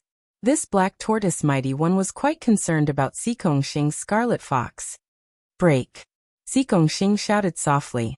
Countless ice arrows flashing with tiny bolts of lightning pierced through the air, rushing forward under Chu Tianfeng's red lotus flames. Qin Xiuma's natal longsword was in front of him, and its sword energy illuminated the path of the ice arrows. Su Junmo raised his eyebrows, and his bloodlust was stirred up by his companions. 10 directions. He stretched out his hand and drew a huge cross in the air. As his finger moved, there was even a slight sizzling sound in the air. Slash! Su Junmo shouted, and countless willow leaves, like tiny flying daggers, attacked from all directions. In front of them, Sword Shadow's hand seals flashed, and killing intent filled the air. Ah! A hoarse scream sounded from the smoke and fire in front of them. The voice sounded like it came from an injured mutated beast, but it also sounded like it came from an old man. It was hoarse, painful, and filled with the unwillingness to die. Su Junmo's heart skipped a beat, but Li Che beside him had already said, "There are cultivators in front?" "There are no cultivators in the Starfall Sea," Qin Xiuma said coldly. His eyes were like cold stars, and they flashed with a cold light. "There are only remnant souls that may have died thousands of years ago, or they may have been devoured by mutated beasts and turned into undying remnant souls." Li Che had already taken a step forward, but he retracted his foot. Save me. Ah! The hoarse voice sounded again amidst the screams. This time, everyone heard it more clearly. It really did sound like a cultivator's voice. Although it was hoarse, dry, and full of pain, it was definitely saying it's him. But Li Che's brows furrowed. Qin Xiuma's finger dropped down decisively from midair. Ah! A long scream came from the front. Li Che's brows furrowed slightly. Before he could say anything, Qin Xiuma's life-bond sword had already pierced through the light and shadow of the hand seals. Half of a huge black beast's head hung on the sword. Just that small half of the beast's head was almost twice the size of Li Che's. Purple blood dripped all the way to the ground, and a puff of black smoke rose when it touched the ground. As Qin Xiuma's sword flew closer and closer, the nauseating smell of blood filled the air. Li Che suddenly closed his mouth and looked up at the sword in midair. Qin Xiuma withdrew his life-bond sword and threw the small half of the beast's head to the ground. The ground seemed to tremble slightly, and from the wound, there was still a nauseating stench of blood flowing out. "Do you understand?" Qin Xiuma looked coldly at Li Che. "Yes." Li Che's face was a bit pale, but he still nodded heavily. "The Sea of Fallen Stars is full of danger. I shouldn't have such unnecessary sympathy." Qin Xiuma's gaze became gentler. He was arrogant and tyrannical. After successfully passing the tribulation to become a nascent soul cultivator, he worked even harder than before. His cultivation really advanced by leaps and bounds. In just over a month, he had already become a third-stage nascent soul cultivator. Even Chu Tianfeng was a bit speechless when he saw this. Qin Xiuma was clearly a cultivator who cultivated both sword and art. He could also cultivate a sword spirit, but in the end, it was not as powerful as a pure sword cultivator. As his cultivation advanced by leaps and bounds, the sword spirit also grew at a terrifying speed. After entering the Sea of Fallen Stars, Su Zijuan, who was known as the second most powerful person in the younger generation of the Falling Stars Pavilion, saw Qin Xiuma in action a few times, and always sighed at his own inferiority. He even felt that Qin Xiuma's talent as a sword cultivator did not lose to his Shixiang's. Pei Mufeng, who was publicly recognized as the #1 sword cultivator in the eastern border, and whom the elders in the sect hoped could push the Falling Stars Pavilion to the peak. Qin Xiuma pointed his finger, and his life-bond sword disappeared from the air. When he spoke to Li Che, his tone was very gentle. "No matter." He paused and then said, "You medical cultivators are like this, I know." When he finished speaking, Qin Xiuma's lips even curled up slightly, as if he really did not care about Li Che's actions just now. Chu Tianfeng snorted softly. Of course he knew why Qin Xiuma said that. After all, without these medical cultivators, who were almost pedantic and scrupulous in following their hearts and practicing medicine to help the world, he and Qin Xiuma might have died a long time ago. "What is this?" Si Kongxing walked to the side of the exotic beast's huge head and looked at it curiously.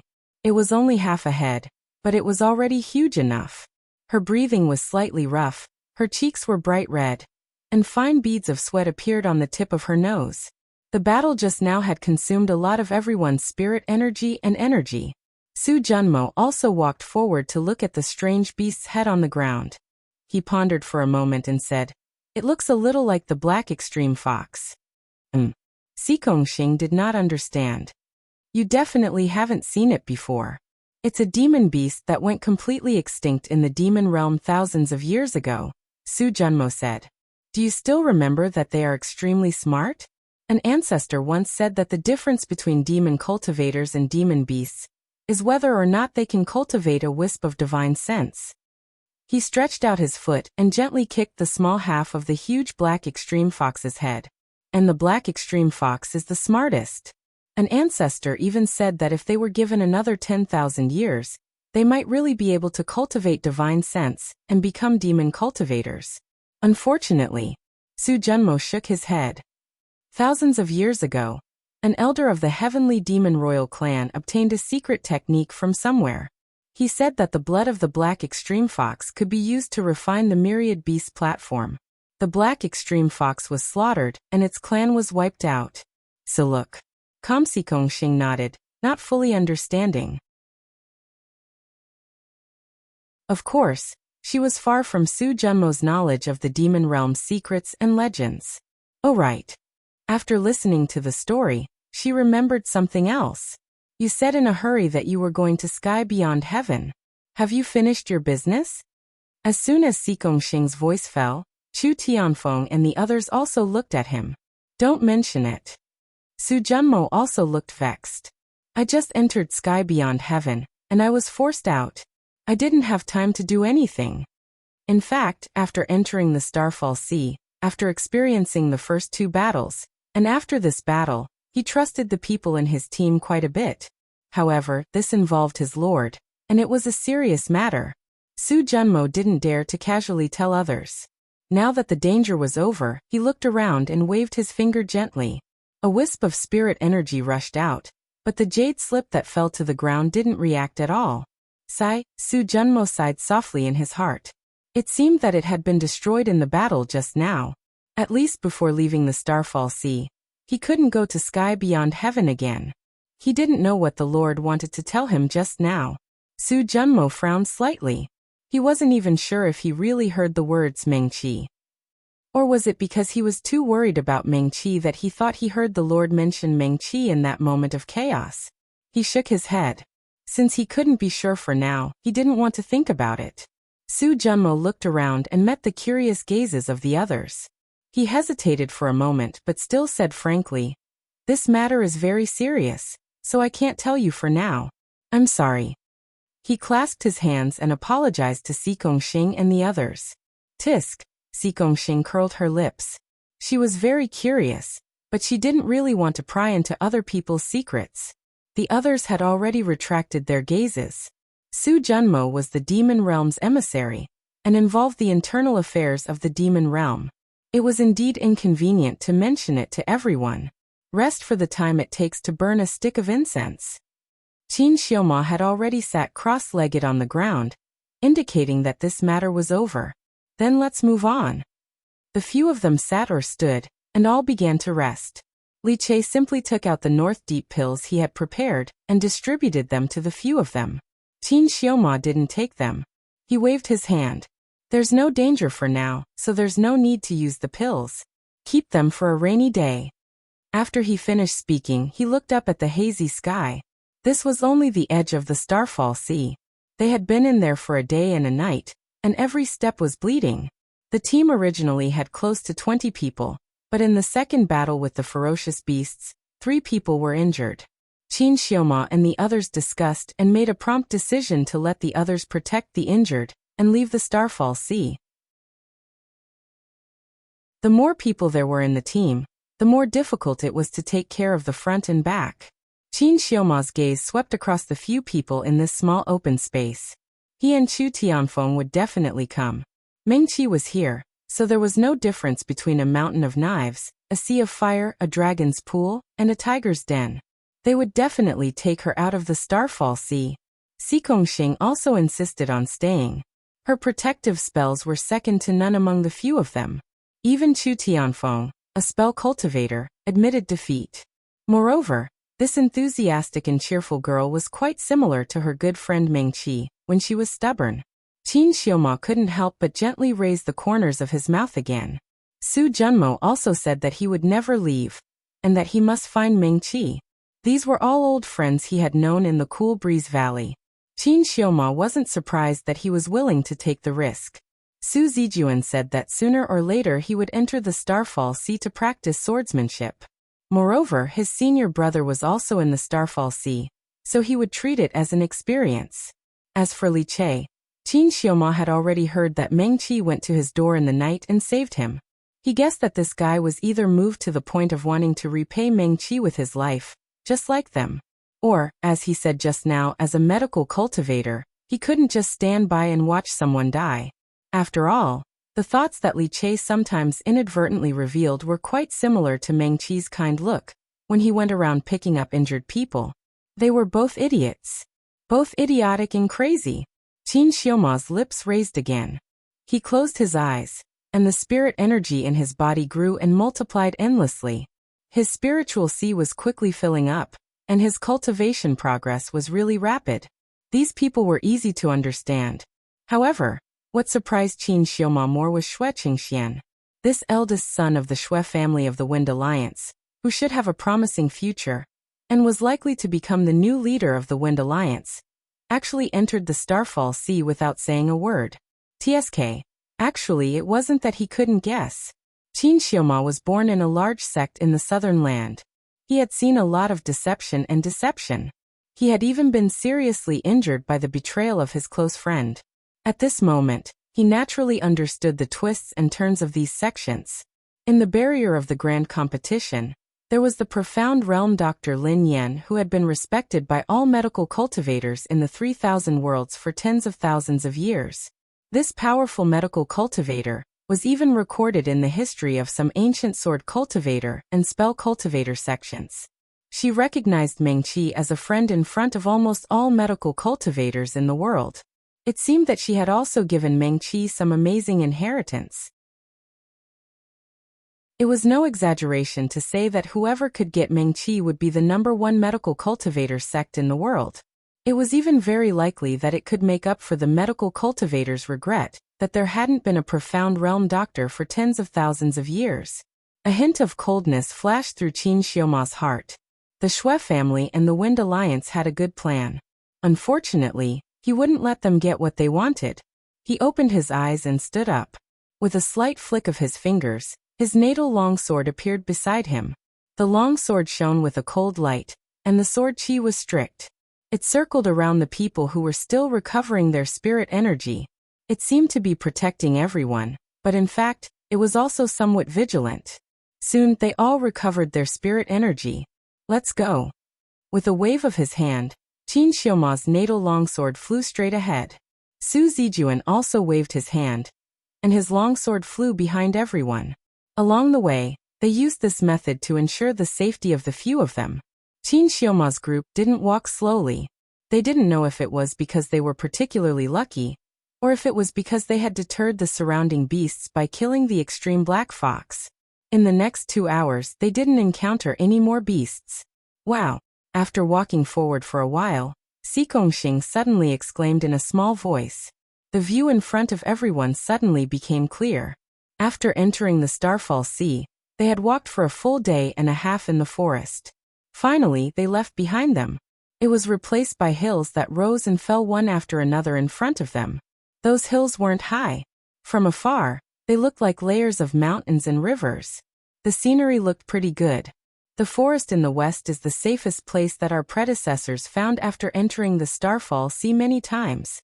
Xue Qingxian, who had been silent all this time, suddenly reminded them in a deep voice. Everyone be careful. Okay. Xikongxing nodded.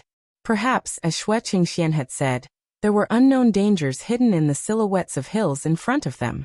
Qin Xiaoma's natal longsword was still flying in front, but its speed was much slower than before. Su Zijuan simply recalled his natal longsword and let it guard the group. Xingxing. Su Junmo's expression was solemn. Summon the Blackwater to scout the surroundings. Okay, Xing was not only warm and cheerful, but she was also very obedient when she needed to be obedient. She never caused trouble for anyone, and was very cooperative with the group. She raised her right hand very slowly. The originally flat and hard ground seemed to slowly liquefy and distort. Go. Xing's finger drew a fan shape in front of her. The black water she had summoned immediately burrowed into the ground and surged forward. They stopped and waited for Xing's news.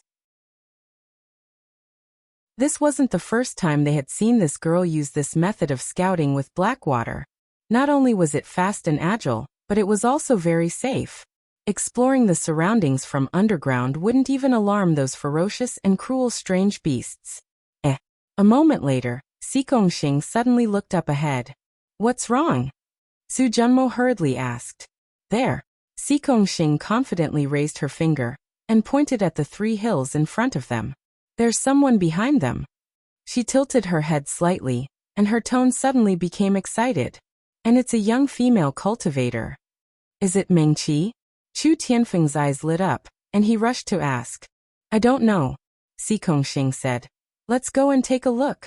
One day later, at the Falling Cloud Manor on the Great Desolate Island, Mengqi sat cross-legged on a smooth and flat white jade platform.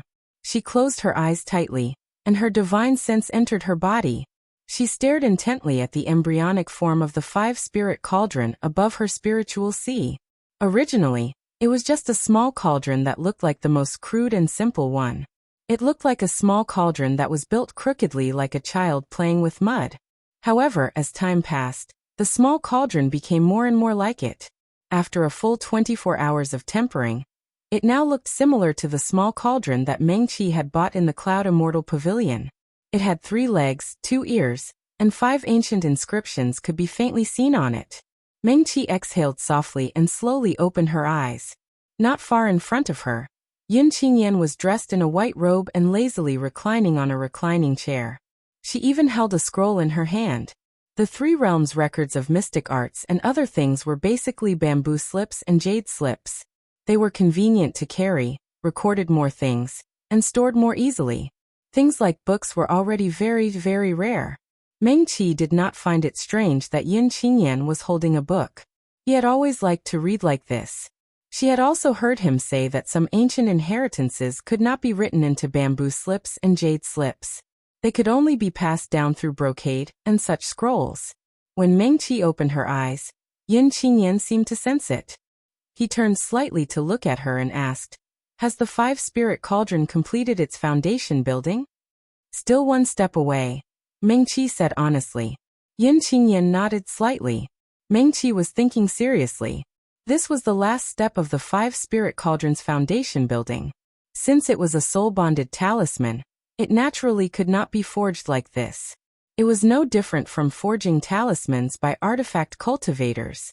For the soul-bonded talisman to be connected with the cultivator's mind, other than using the spirit sea as the cauldron and spirit energy as the fire to refine it. Finally, it needed to be inscribed with the cultivator's own understanding of the path they cultivated. Mengqi had heard Pei Mufeng say that when his soul-bonded long sword was completed, he had carved a sword character. That was the path he pursued all his life. It was the path of cultivation that he would overcome all obstacles and advance on. For Pei Mufeng, the simpler and purer it was, the more determined it would be. Then what about her? Mengqi closed her eyes again. What should she inscribe? Medicine? No. She first denied herself. This was too broad. She had pursued the great path all her life, but she did not dare to say that she had touched the edge of the path of medicine. Yin Qingyan stood and slowly walked to Mengqi's side. He looked at the blue-robed young girl who was thinking seriously, and knew that the other had reached the most critical moment. He did not want to disturb Mengqi, and did not want to interfere with her finding her own path of medicine. Yin Qingyan thought, and then raised her hand in front of Mengqi. A clear light sprinkled down and enveloped her. He hoped that she would be able to see her true self clearly. Mengqi felt that everything in front of her suddenly became clear, and she suddenly opened her eyes.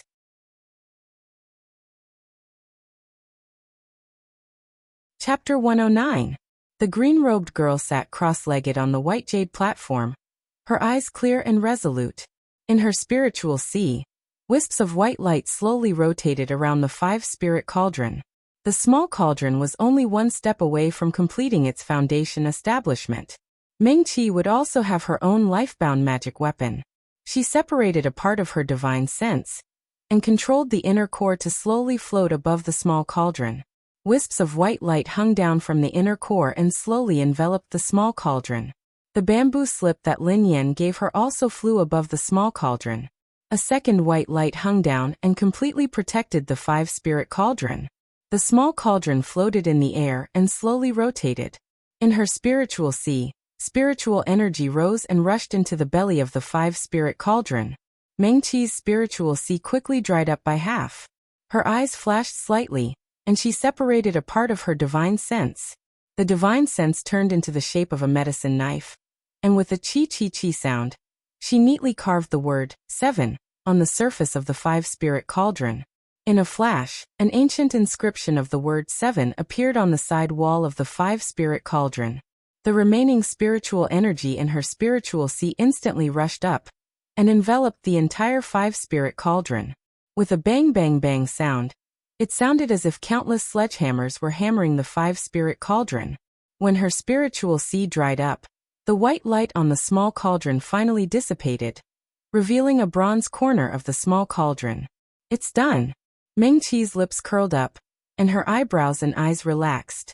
She suddenly felt something cold in her mouth, and a small round fruit was stuffed into her mouth. The fingers that stuffed the fruit were warm and dry, and the fingertips touched her soft lips. Meng-Chi subconsciously took a bite, and a refreshing sweetness instantly spread from the tip of her tongue. Her empty spiritual sea suddenly became full again. Meng-Chi. Yin Qingyan stood in front of her in a white robe. He raised his hand and gently pressed his warm palm on Meng-Chi's forehead. Do you remember the fire formation? Yes. She nodded. Engrave it on the cauldron.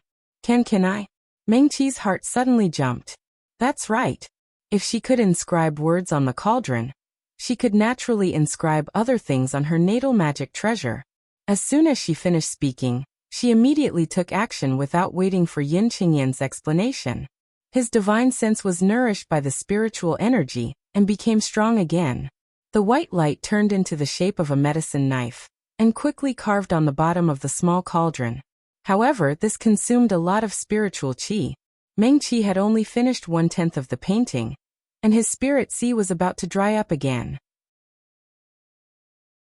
Her lips felt warm, and another fruit as sweet as the one before was stuffed into her mouth. The fragrant and slightly cool juice not only made her whole body feel comfortable, but also quickly filled up her spirit sea. In this way, after eating 12 fruits in a row, Meng-Chi's spiritual consciousness made the last stroke on the five spirits furnace. The small cauldron trembled slightly, and the spirit sea became dry again. Meng-Chi felt a sweetness in her mouth as another small fruit was stuffed into her mouth. She subconsciously licked her lips, wanting to lick away the sweet juice on her lips. Her soft tongue touched Yin Qingyan's fingertips first, instead of her lips. Calm your mind. Yin Qingyan's tone was somewhat serious, and he sounded very serious. As if he had been scalded, he quickly withdrew his hand and let it hang by his side. The sleeve of his robe fell down, covering his fingers.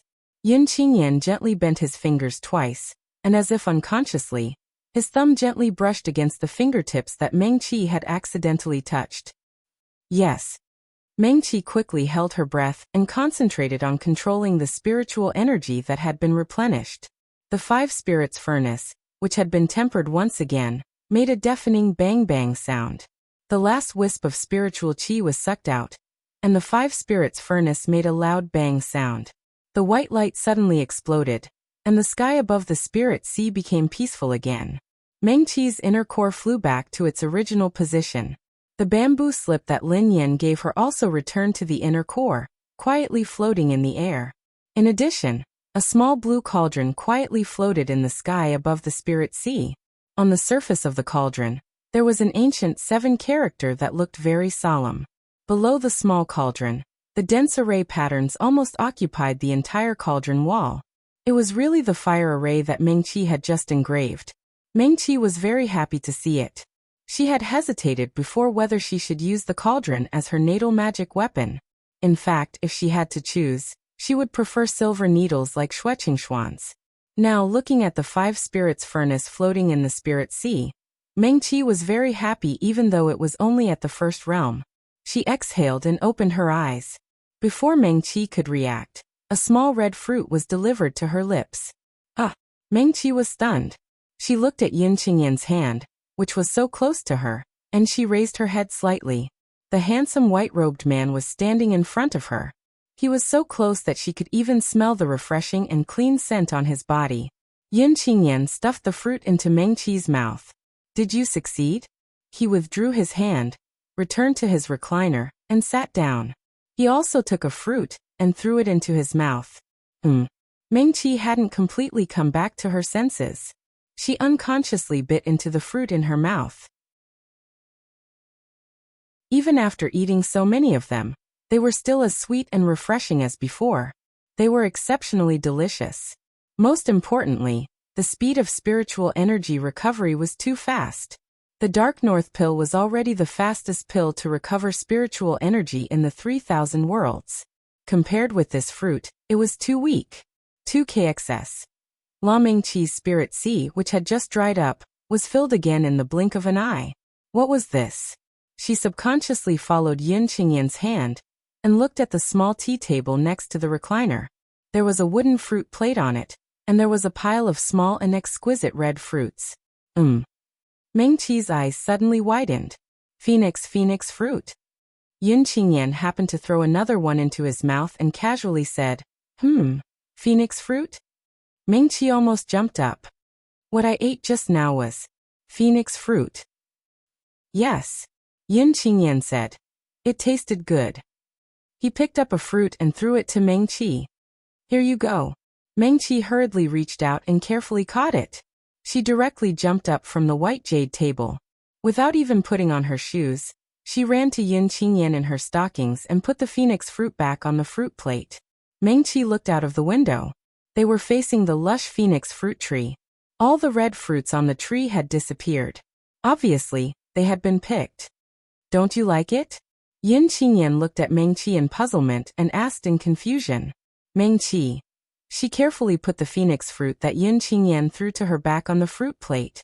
This phoenix fruit had to be stored in a special container. Otherwise, it would quickly lose its medicinal properties. Meng-Chi didn't know whether to laugh or cry. She knew it. How could there be such a powerful spiritual fruit in the world that could replenish a cultivator's spiritual sea in an instant? So it was the phoenix fruit. This thing could save a dying person's life if they ate one, not to mention replenishing their spiritual energy. But this was not to be eaten as a fruit. Not to mention that a phoenix fruit could be auctioned for a sky-high price in the 3,000 worlds. Meng-Chi really wasn't rich enough to eat phoenix fruit as a fruit for fun. Just this phoenix fruit alone could save many people if it was refined into a pill. It would be a waste of God's gift if she ate it like this. Meng-Chi pursed her lips. She really didn't mean to blame Yin Qingyan. The entire tree here belonged to her. Yin Qingyan had said that she could pick as much as she wanted, but he didn't say that the phoenix fruit was hers. Even if he really ate all the fruits, it was his right. Meng-Chi also knew that Yin Qingyan was helping her just now. She just felt a bit of heartache. Just now, he had actually eaten more than 10 phoenix fruits with a ka-ka-ka sound. Oh, she really felt heartache. That was more than 10 nirvana pills. Yin Qingyan stared at the constantly changing expression on the green-robed young girl's face. He looked at Meng-Chi, sometimes frowning, sometimes feeling heartache. He raised the corner of his lips and opened his hand. A wooden box appeared in his palm. The rest is here. Yin Qingyan handed the wooden box to Meng-Chi. It's just that the phoenix fruit doesn't bear fruit easily. The next time it ripens will probably be 1,000 years later. Royal Sky Yao had long lifespans.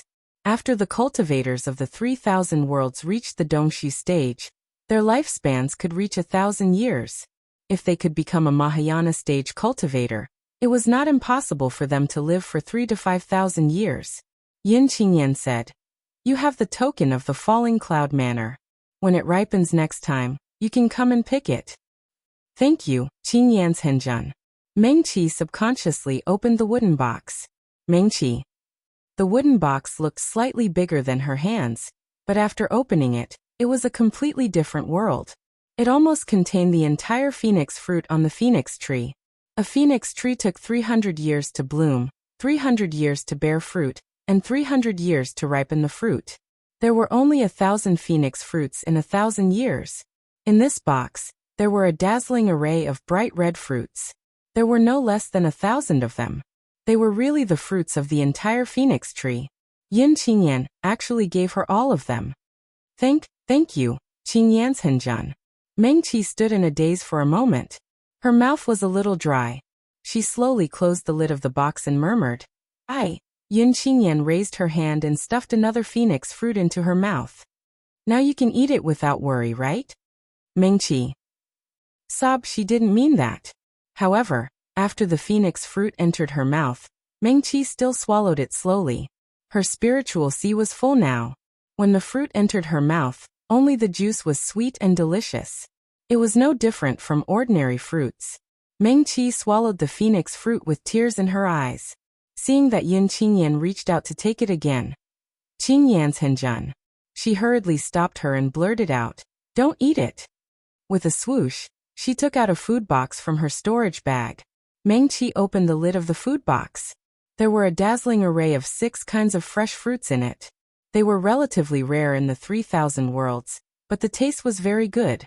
She carefully put the box on the coffee table beside Yin Qingyan. Qingyan, eat this. These fruits are also very delicious. Okay. A faint smile flashed across Yin Qingyan's eyes. She really reached out and picked up a small purple fruit. To him, all fresh fruits in the world tasted the same, and the phoenix fruit was the same. Mengqi's box was nothing special. As soon as the purple fruit entered his mouth, he felt that it was fresh, sweet, and sweet. It was actually better than all the spiritual fruits he had eaten before. Qingyan. Mengqi saw his relaxed expression and said, "My 5-spirit cauldron has successfully built its foundation. Thank you, Qingyan, for your help." She clasped her hands and bowed to the ground obediently. "You're welcome." Yin Qingyan looked at her quietly and pointed at the remaining phoenix fruits on the coffee table. "Since you like them, put them away." "Thank you, Qingyan. Mengqi hesitated for a moment, then put away all the phoenix fruits. She made up her mind. Once she left the Starfall Sea, she would refine them all into nirvana pills, and then return 90% to Yin Qingyan. Nirvana pills could also instantly replenish a cultivator's spiritual energy. In addition, they could also revive a severely injured person.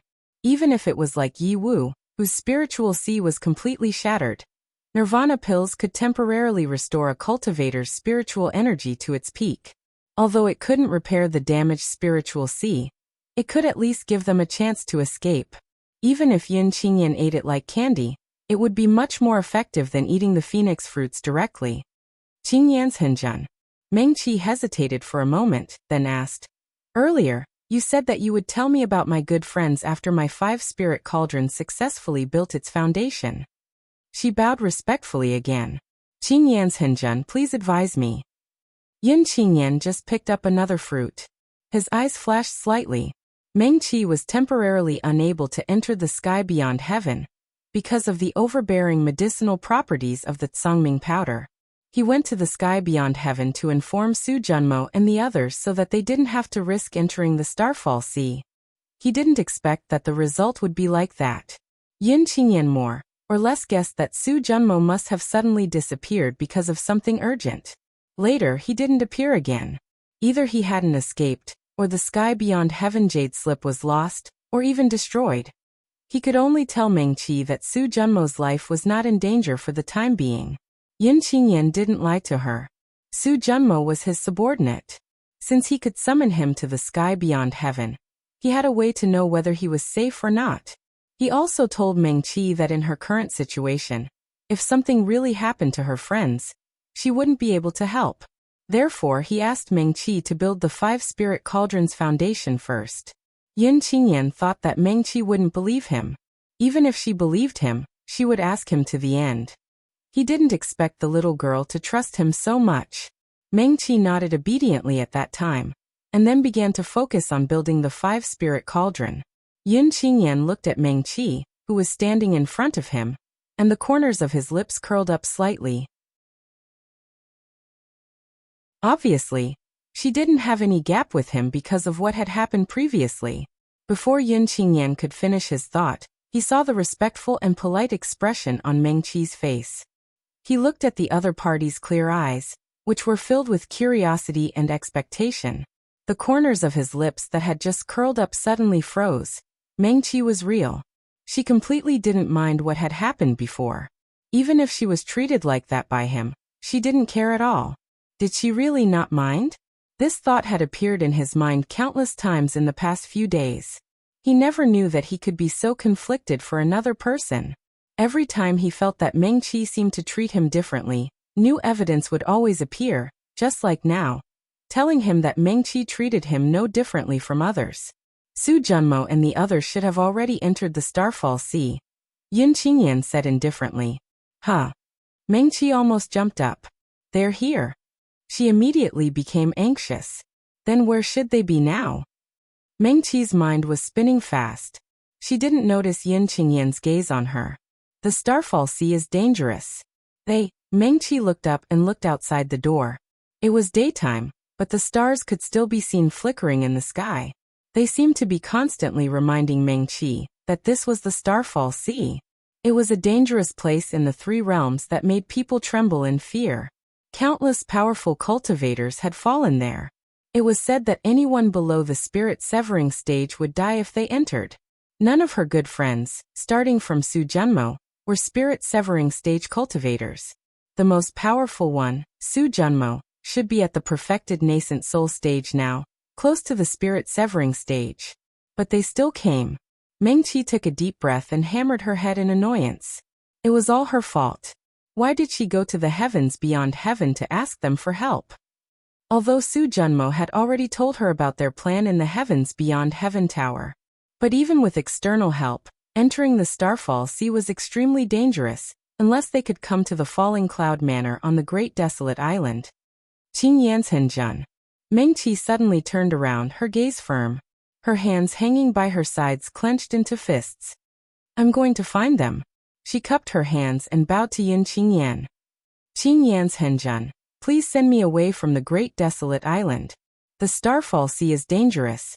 I know, Meng-Chi said. If you leave the Great Desolate Island, you may not be able to move an inch.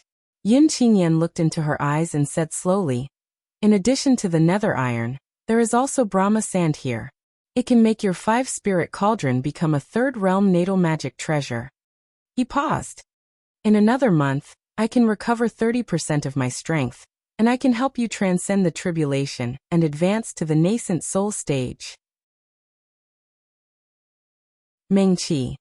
So the current Yun Qingyan hadn't even recovered 30% of his strength?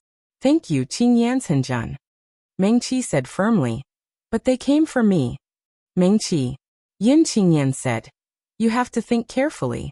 They don't need you now. Maybe they will leave if they can't find you in a few days. Meng-Chi was stunned. Then she shook her head firmly. They won't. If they didn't come to the Starfall Sea, then they wouldn't come. But since they came, they would never leave if they couldn't find her. Meng-Chi couldn't be more clear about this. Although there were many misunderstandings with Su Junmo and the others in her previous life, these people weren't bad people.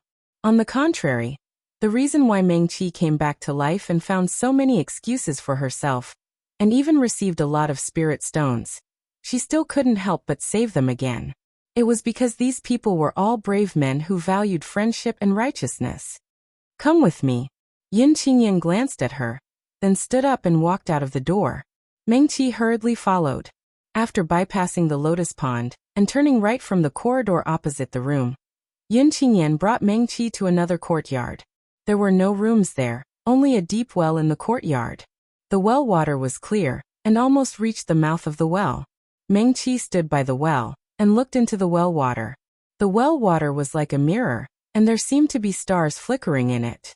Yun Qingyan's sleeve brushed over the mouth of the well, and a white light fell from his fingertips. The light and shadow in the well water changed, and the stars disappeared. Suddenly, the appearance of the well water changed. Meng-Chi looked over, and could see the deep forest, and the flying beasts that occasionally flew over the forest. The ferocious beasts looked smaller in the well water, but they still couldn't hide their ferocious aura. In fact, she had already guessed a little, but she still turned to look at Yun Qingyan. This is the sky observation mirror. The white-robed man's tone was indifferent. Not only can you see the situation in the Starfall Sea of the Three Realms, but he looked at Meng-Chi. It can take you directly to the place in the mirror. Yun Qingyan paused. But it's one way, and you can't come back. Once you enter, you can't return to the Falling Cloud Manor. Meng-Chi nodded and stared at the deep well for a moment. Qingyan's Henjun. She turned to look at Yun Qingyan again. How should I check the situation in other places? The image in the well water was always the same place. Meng-Chi counted silently. In such a short time, she had already seen 3 or 4 flying beasts fly over the forest. She couldn't see the situation in the forest, but she thought that it would be even more dangerous in the dark forest where the sunlight couldn't reach. She wondered how her friends were doing now. Yun Qingyan reached out to hold Meng-Chi's hand, and gently stroked her finger over the well water. This way you can adjust the directions of the north, south, east, and west. Thank you, Qingyan's Henjun. Meng-Chi subconsciously struggled and withdrew her hand. I understand. Yun Qingyan looked at her deeply. Take your time. He turned and walked back the way he came. When he was about to walk out of the small courtyard, his footsteps paused. He didn't look back and just said faintly, Meng-Chi, Yiwu was born in the demon realm. The demon realm has its own secrets for refining artifacts. After you're done, you can ask her to help you refine the nether iron. Meng-Chi was startled, but she didn't immediately answer Yun Qingyan. The other party didn't seem to intend to wait for her answer. The white-robed man gradually walked away, and finally disappeared around the corner of the corridor. Meng-Chi withdrew her gaze and focused on the well water. She imitated Yun Qingyan, and gently stroked the well water with her slender fingers. Sure enough, the scene in the well water began to change. To the east of the endless forest was a huge poisonous swamp. It looked far bigger than the famous poisonous swamp in the southern land of the Three Realms. Meng-Chi seemed to be able to see the poisonous gas and miasma on the poisonous swamp through the well water. Not to mention the remnant souls and resentful spirits that had been trapped in it for thousands of years. After being devoured by poisonous insects and beasts, those poisonous insects and beasts must be even more terrifying. Further to the east of the poisonous swamp, there was a small mountain range. Some of the mountain ranges were bare, while others were lush with trees. On the surface, these mountain ranges looked much quieter and safer than the poisonous swamp. But from time to time, Meng-Chi would see a flying beast soaring into the sky from a certain place. Its speed was so fast that it made people feel terrified. She bit by bit and looked over seriously. She also saw several fierce beasts fighting. Even though the scene in the well water had already shrunk, Meng-Chi couldn't hear the earth-shattering sounds of spells fighting. But just by looking at the dust that filled the air and made the sun and moon dim, and the terrifying scene that could almost topple the mountains and overturn the seas, she knew that it was definitely fierce beasts with cultivations far above her that were fighting. No cultivator in the Three Realms knew how big the Starfall Sea was. Meng-Chi saw the sun's shadow in the west during the day, and then she saw the night sky full of bright stars, but she still couldn't see the end. In fact, in the Four Realms, there would occasionally be cultivators who would enter the Starfall Sea to cultivate and gain experience, such as Pei Mufeng. Meng-Chi looked for so long, but she didn't even see the shadow of a single cultivator. She stomped her feet, moved her body, and continued to paddle the well water with her hand. Ah! After another half an hour, Meng-Chi suddenly opened her eyes wide. It was obviously night in other parts of the Starfall Sea. Although she could still see the surroundings clearly in the well water, it was still darker than during the day. Meng-Chi's whole body was about to stick to the well water. She held her breath and looked very carefully. In the well water, the scene now was a hilly area. On one of the bare hills, the light of a formation suddenly rose into the sky, cutting through the mystery and silence of the dark night. In an instant, it also illuminated the black-clothed man standing upright at the top of the hill. Meng Qi almost blurted out the black-clothed man's name. Ji Wujiang.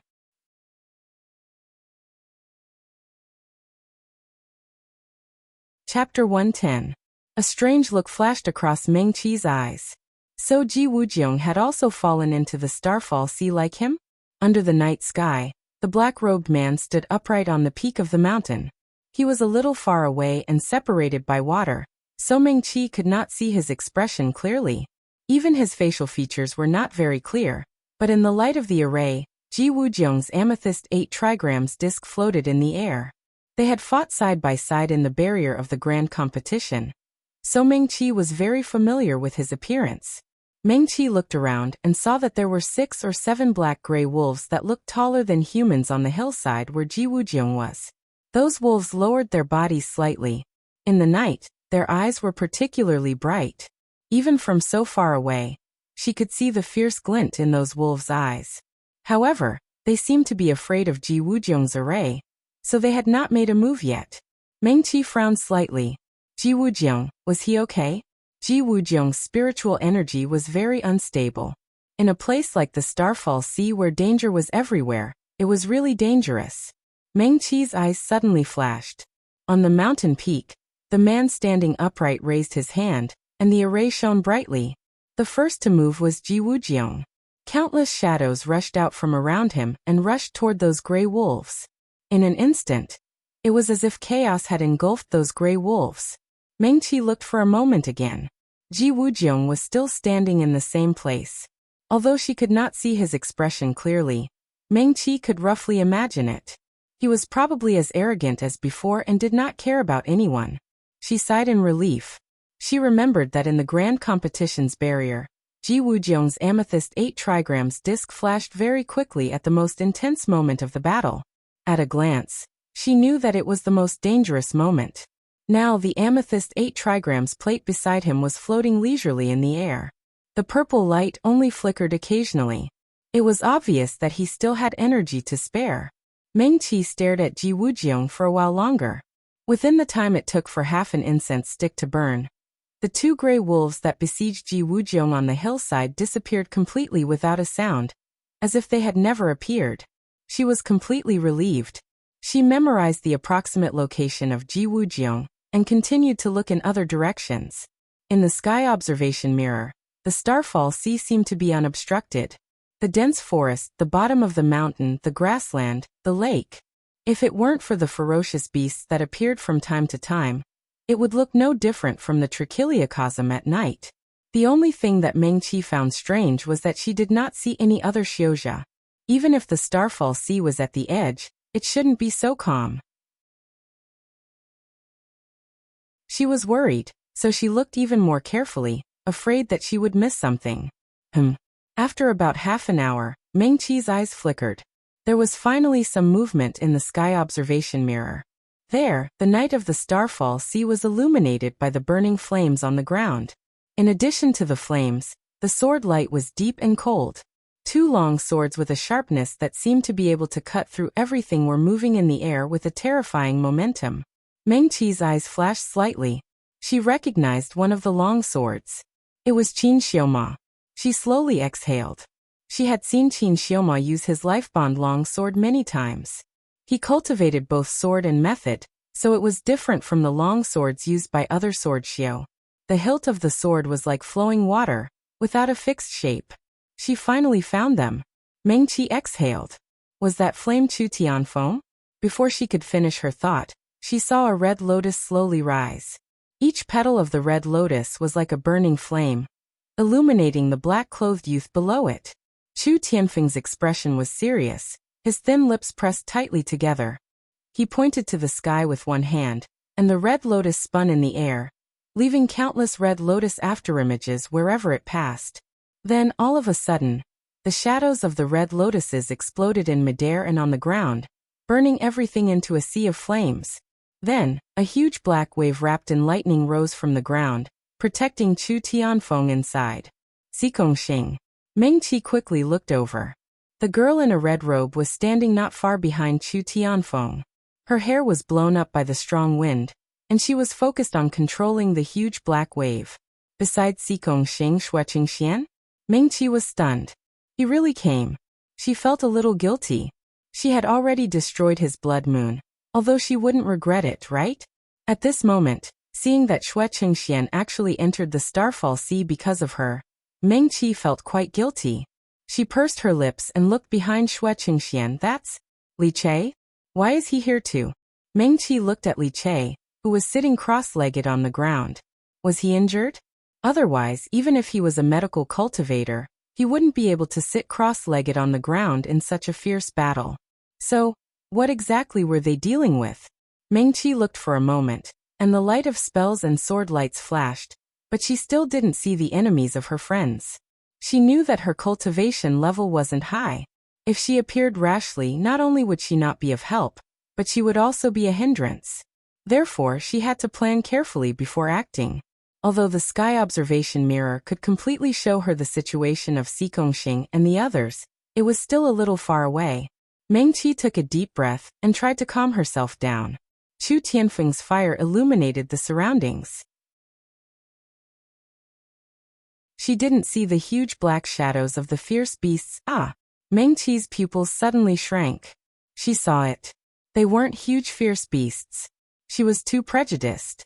At this time, around Qin Xiaoma and the others were little flying insects that blotted out the sky and covered the earth, but they didn't look very big. Ming-Chi opened her eyes wide, trying to see clearly. With the cover of the night, these flying insects were completely ignored by her at first. Everywhere Chu Tianfeng's flames burned, a dense mass of black shadows fell to the ground. Only then did Ming-Chi see them. What exactly were they? In the blink of an eye, the battle had become more and more intense. Chu Tianfeng cast spells one after another, and the fire filled the sky, illuminating the surroundings as bright as day. Bees. Ming-Chi's expression was solemn. In the fire, a large number of flying insects looked a little like bees. Xikongxing's black waves swept over, protecting all her companions. This was especially true for Li Che, who was sitting cross-legged on the ground. He was enveloped from head to toe by her, and was protected by the black waves. Was he poisoned or injured? If they were flying insects, they were probably poisonous. Countless thoughts flashed through Ming-Chi's mind. What kind of flying insects were these?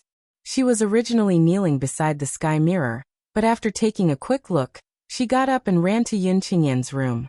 Qingyan's Henjun. The white-robed man was still lying lazily on the recliner, holding a book in his hand. On the coffee table beside him were the fruits that Ming-Chi gave him. Yun Qingyan heard the hurried footsteps, but didn't put down the book in her hand. She just asked casually, "What's wrong?" "Qingyan's Henjun," Ming-Chi quickly said. "In the Starfall Sea, are there any flying insects that look like bees?" She paused and quickly added, "White wings, I can't see the body clearly about." She made a comparison in her mind, spread out her hands and said, "It should be about half the size of my fist. The wingspan should be longer than my finger." What Ming-Chi saw just now was the sky-covering wings that were illuminated by the light of Chu Tianfeng's fire. But in places where the light of the fire couldn't reach, those wings were like snow under the starlight. Yun Qingyan's gaze turned to her. "White wings? Like bees?"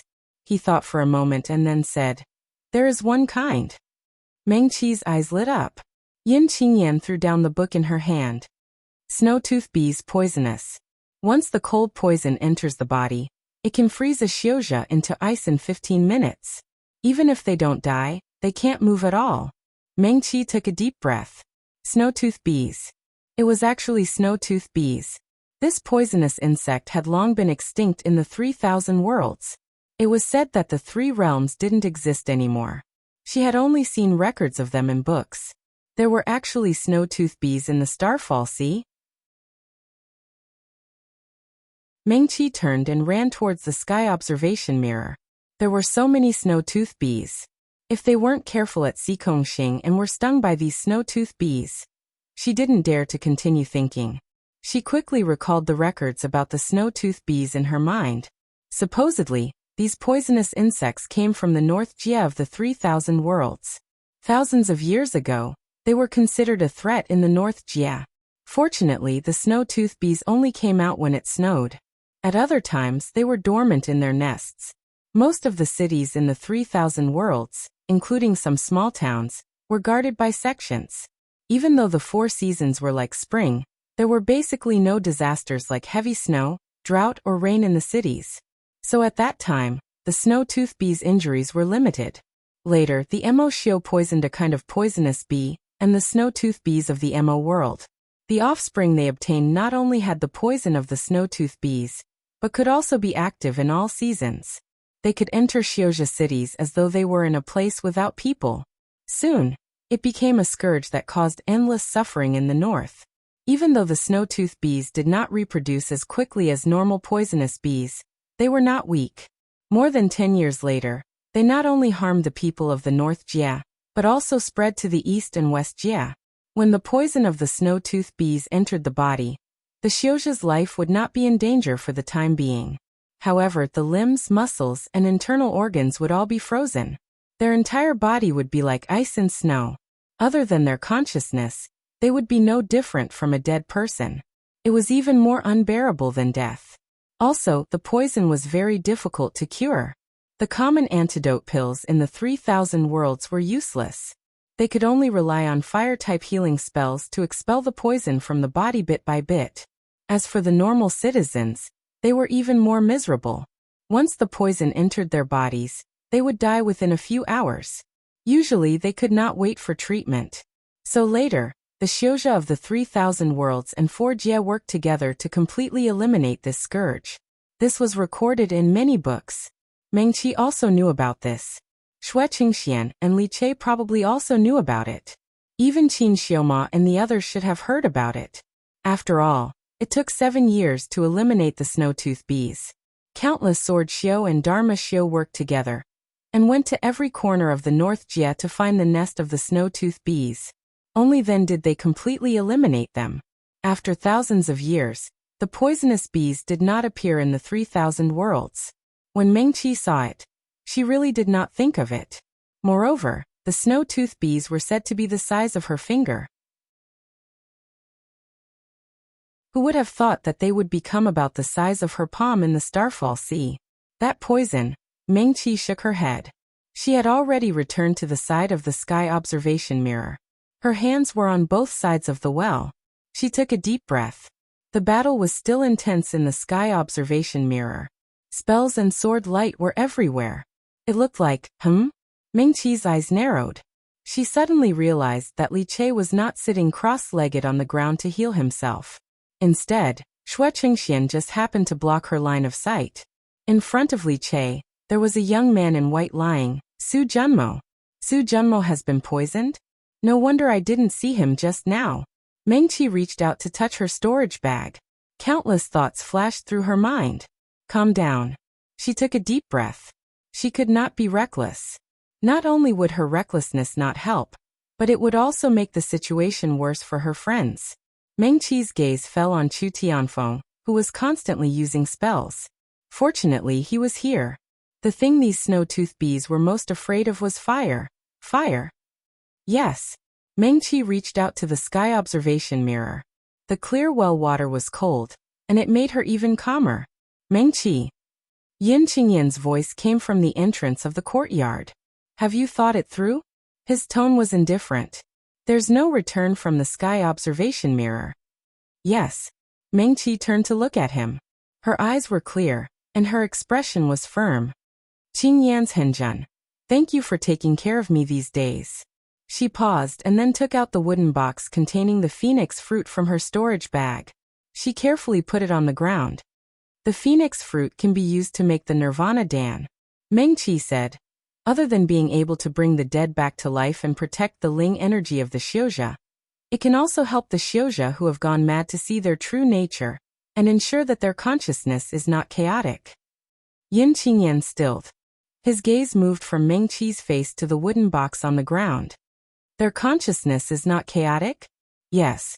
Meng Qi nodded. The Nirvana Dan is hard to come by, and is mostly used to save the dying.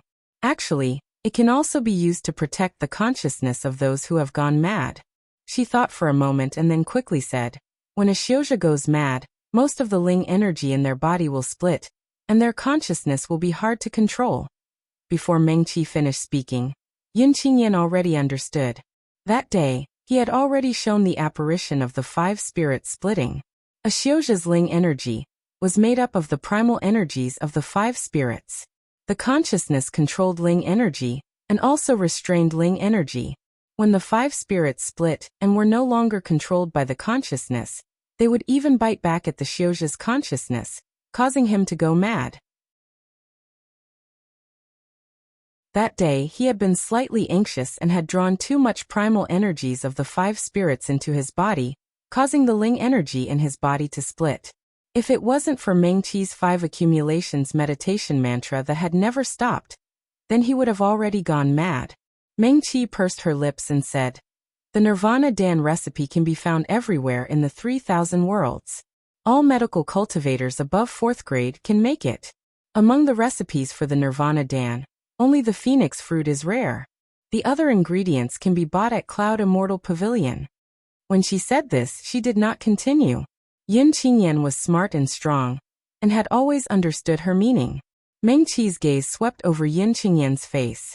In the end, she was still reluctant. The white-robed man in front of her was an expert that she wanted to follow for the rest of her life. He was also the only person in this world who had always treated her gently. Not only did he never laugh at her whimsical ideas, he was even willing to accompany her and work with her to realize her bizarre ideas. Meng Qi took a deep breath and said, "I should have served Qing Yan's Henjun, but Xikong Xing and other good friends entered the Starfall Sea because of me. I can't ignore them." Meng Qi retracted her hand and bowed respectfully to Yin Qingyan again. Then she raised her head and smiled brightly at him. Her green robe flashed, and she instantly disappeared into the sky mirror. "Idiot." Yin Qingyan suddenly smirked. Then he flicked his sleeve, and the whole box of phoenix fruits, which would cause everyone to fight over it, was thrown back into the sky mirror. Oh, Meng Qi had just passed through the sky mirror when the wooden box fell straight into her arms. The wooden box didn't fall with much force. It was as if someone gently placed it in her arms instead of throwing it down. "Qing Yan's Henjun," Meng Qi murmured and raised her head to look at the sky. But there was only the night sky and the twinkling stars. She couldn't see the world on the other side of the sky mirror at all. The sky mirror would never return. This was the Starfall Sea. After this farewell, she didn't know when they would meet again. Before Meng Qi finished thinking, her feet had already landed on the ground. She closed her eyes and threw all her reluctance to leave to the back of her mind. She had chosen an excellent position, or perhaps Yin Qingyan had helped her at the last moment. Meng Qi stood on the ground and happened to be beside Xikong Xing. She was also surrounded by the huge black waves. Above her, flames crisscrossed and red lotuses bloomed. It was Chu Tianfeng, who was doing his best to block the snowtooth bees. "Meng Qi!" Xikong Xing suddenly screamed. But just as joy flashed on her face, it instantly turned into horror. "Are you really Meng Qi?" She was still steadily releasing the spell in her hand. The black waves covered the sky and the earth, protecting everyone inside.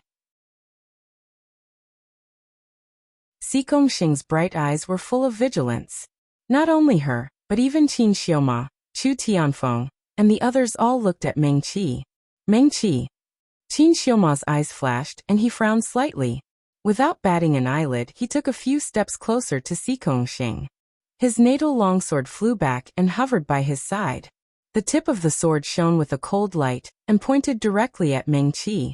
Chu Tianfeng only glanced at her. The black-clothed young man's handsome face looked a little pale under the light of the fire. He was still gritting his teeth and using the spell to expel and burn the snowtooth bees. Xue Qingxian raised his finger and held the medicine knife horizontally in his hand. He silently looked at Meng Qi.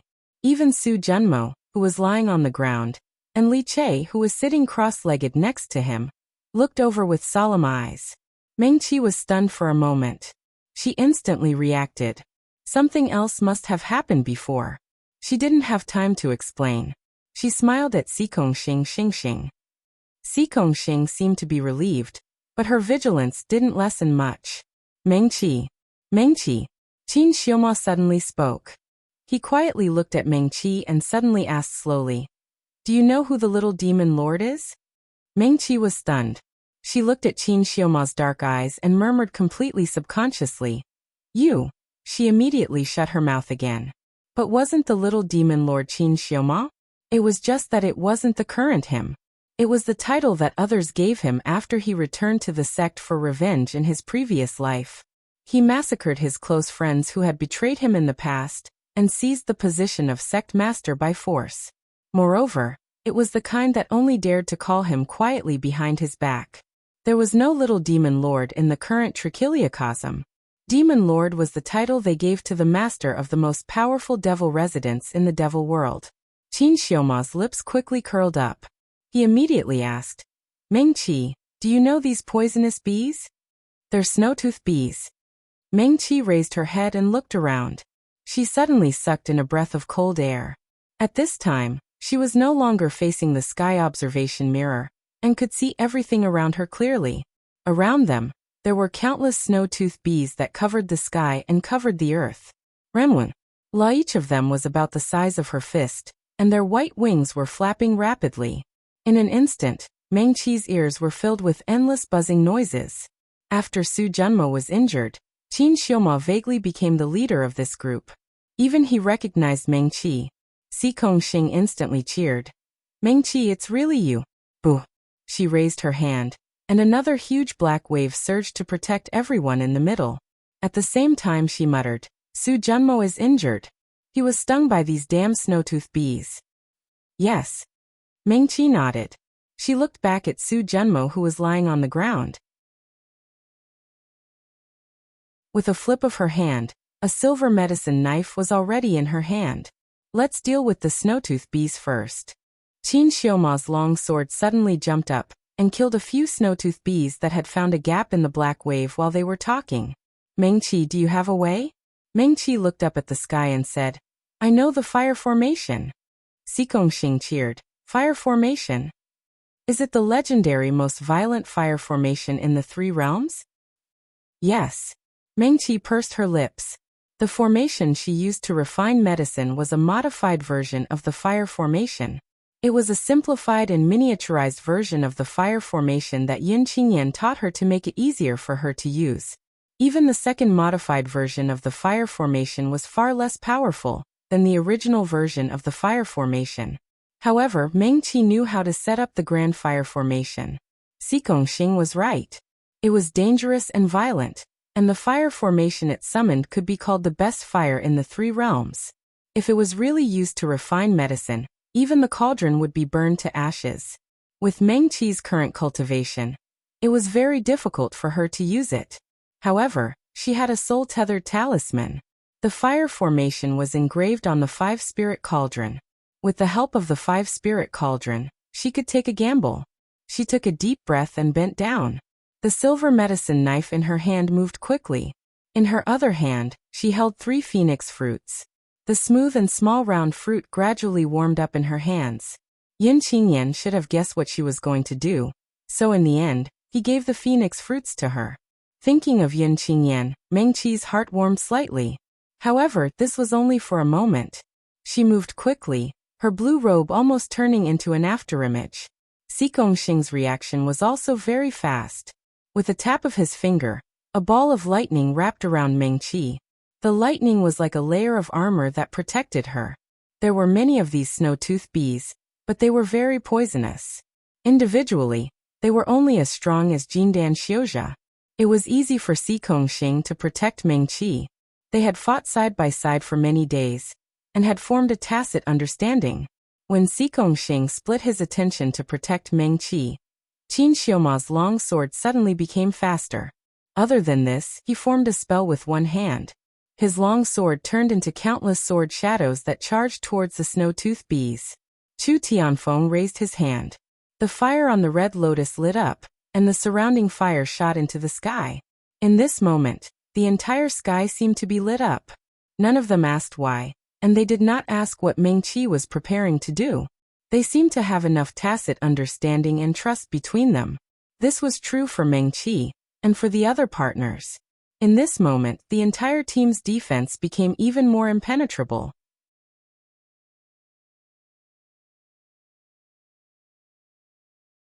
Chapter 111.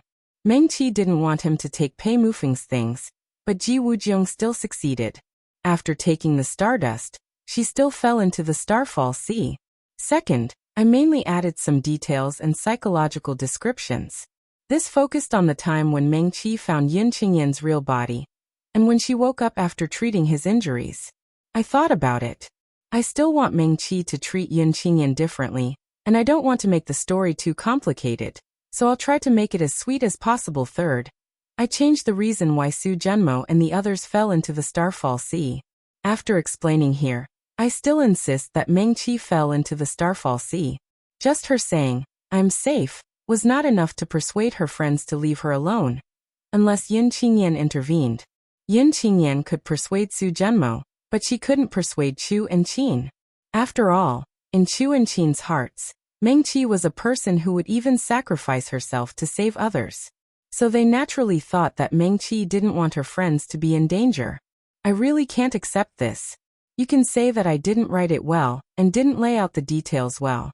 However, I feel that, knowing that a good friend is in danger, knowing that a good friend is a kind and gentle person who loves to save people, thinking that she doesn't want them to be in danger, so she's lying to them about her own safety, knowing that she might not even be able to return. But she still wants to save her, and this is a personal choice. She can't use the power of the sect, and she can't even use her own identity to make her fellow sect members die for Meng-Chi. I feel that the entire chain of logic isn't too big of a problem, so I insist on my own opinion on this point. Alright, that's about it. I hope everyone has a good time reading the novel. I also want to thank the little angels for staying by my side. 88 small red packets will be randomly dropped today. The porcelain bottle Meng-Chi took out contained the blood he had taken from the Nirvana Hawk when they had just entered the Starfall Sea. As soon as the lid was opened, a strong and pungent smell of blood wafted out from inside. It's the Nirvana Hawk's blood. Li Che, who was standing next to Su Zhenmo, had his eyes lit up.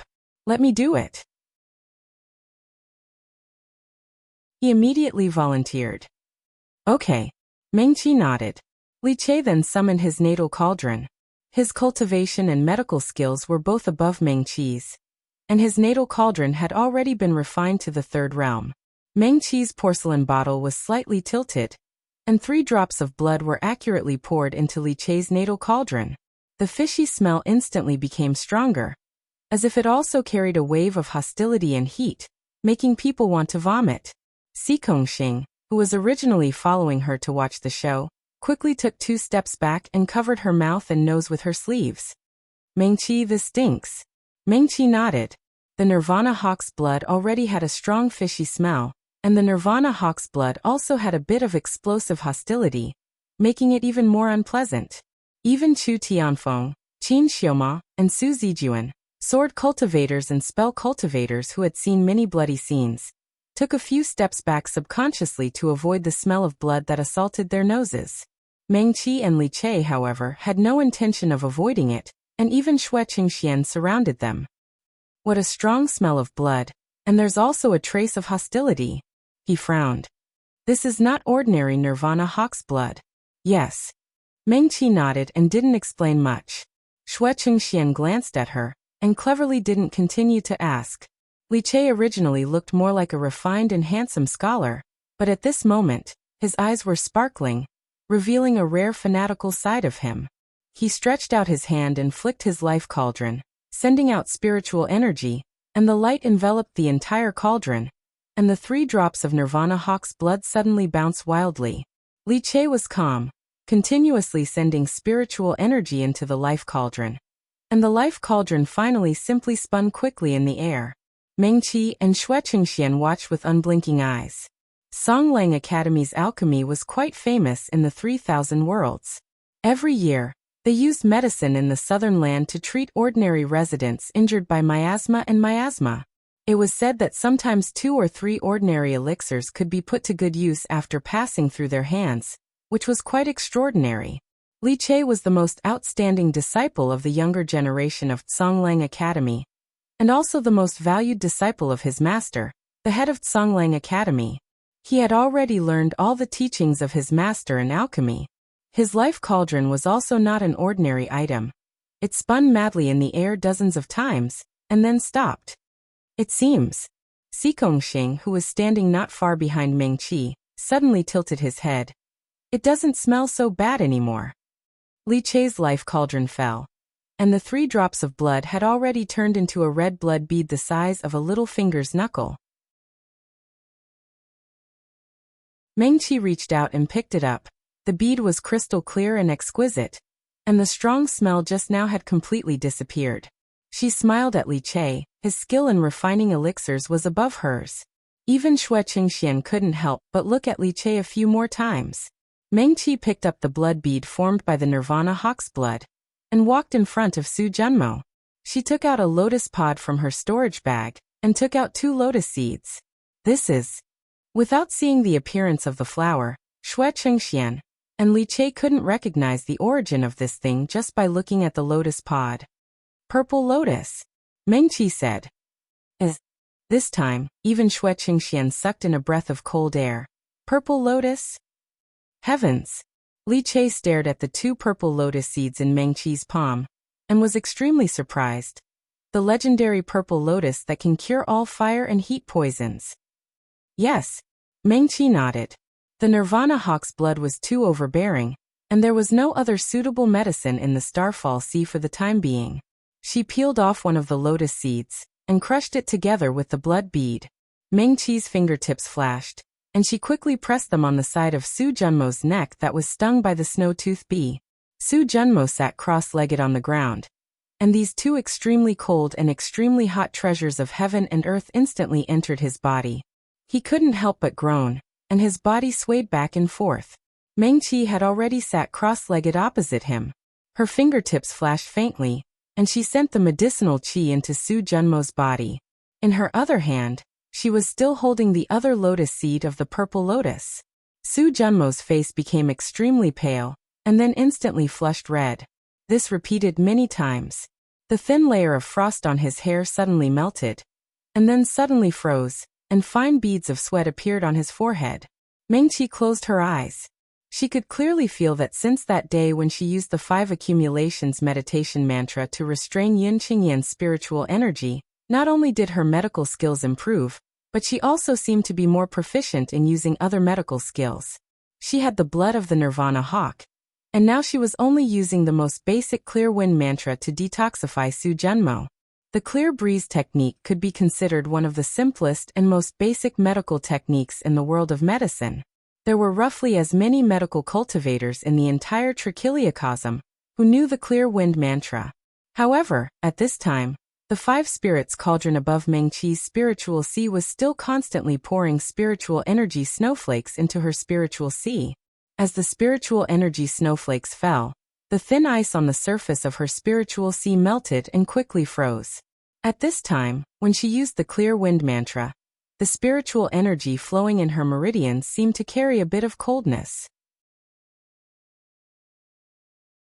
The coldness was different from the feeling of being poisoned. It didn't make Meng Qi feel uncomfortable, but it made her see her nature clearly. Her divine sense seemed to be able to clearly feel the flow of spiritual energy every time she used the mantra. Meng Qi had a feeling that if she kept using the mantra in this state, the speed of her mantra improvement would be faster.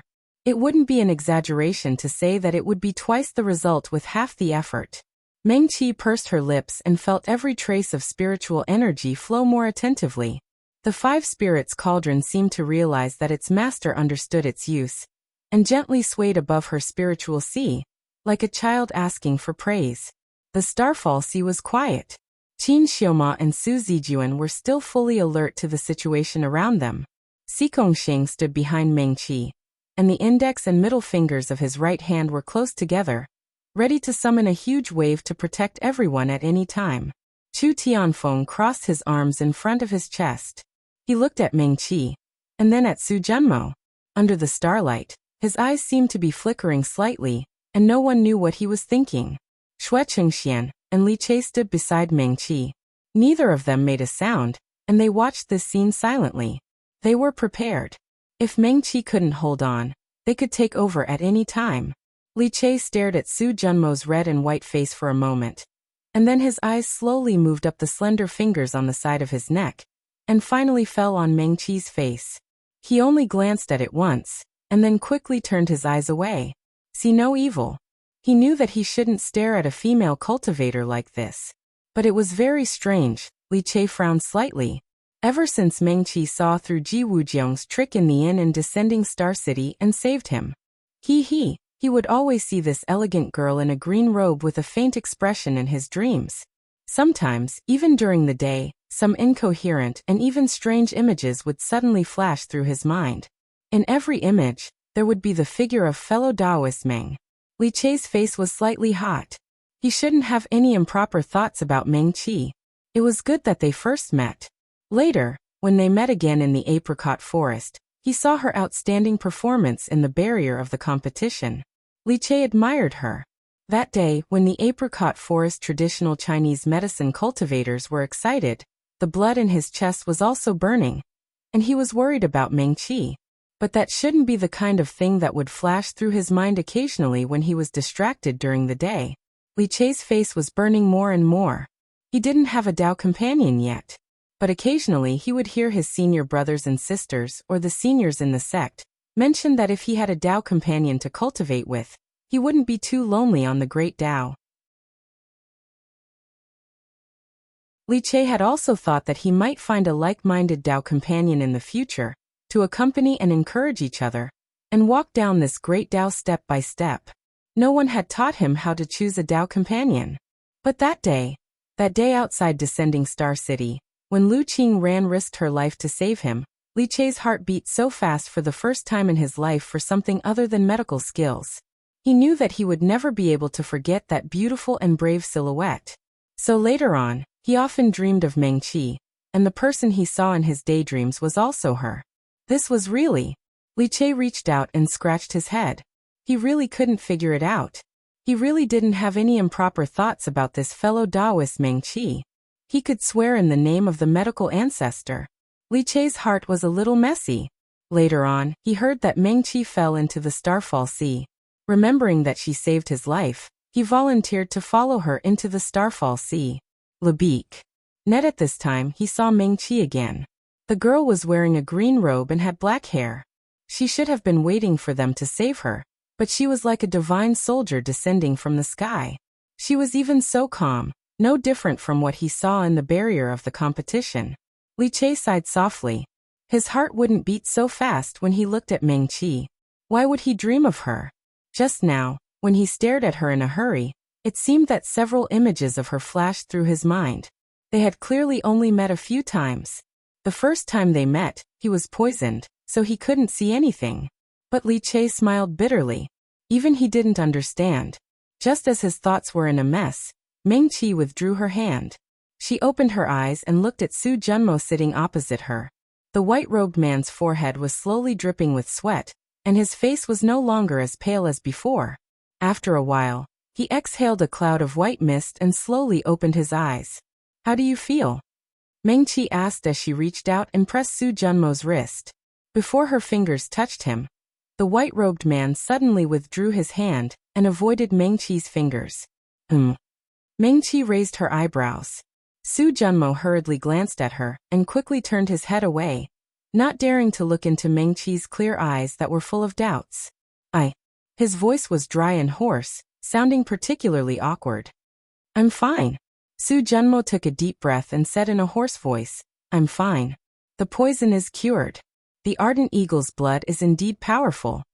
As he spoke, he closed his eyes and shook his head heavily. Meng Qi stood up. It wouldn't hurt to let her feel his pulse. Su Junmo was still sitting cross-legged on the ground. He seemed to be in a dilemma and was struggling desperately in his heart.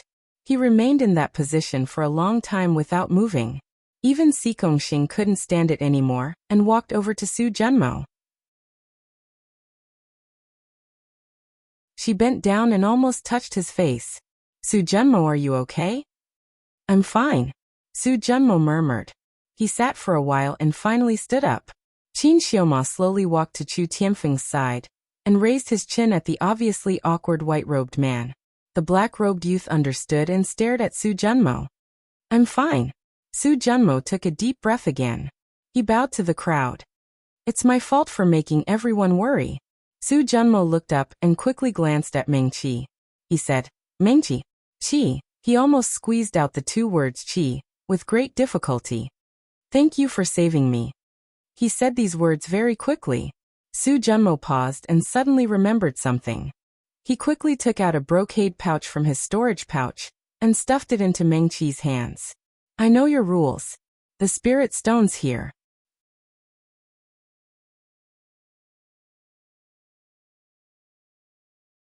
Chapter 112.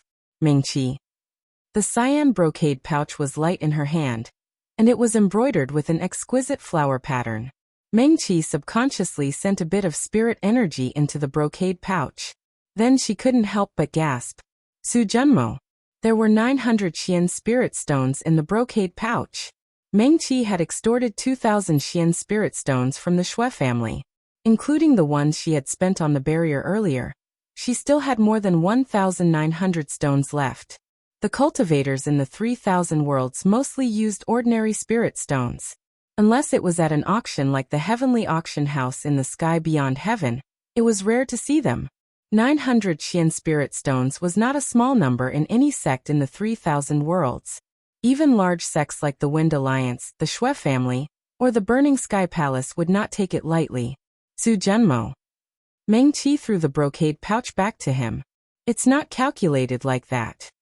She paused and explained. "You came to save me, and I'm also the reason why you were poisoned." "But..." Su Junmo frowned. Meng Qi waved her hand at him and continued. "Even if you didn't come for me, if we came together to explore the Starfall Sea, no matter who was injured, others would not stand by and do nothing. If we could save you, we would naturally save you." Su Junmo. He understood what Meng Qi was saying, but it was not calculated like that. He held the brocade pouch and slowly lowered his hand, holding it tightly. This was no longer about spirit stones. Su Junmo looked at Meng Qi. The girl in cyan robes was still calm, and her eyes were clear and firm as she focused on the situation around her. She always knew what she was doing and what she wanted.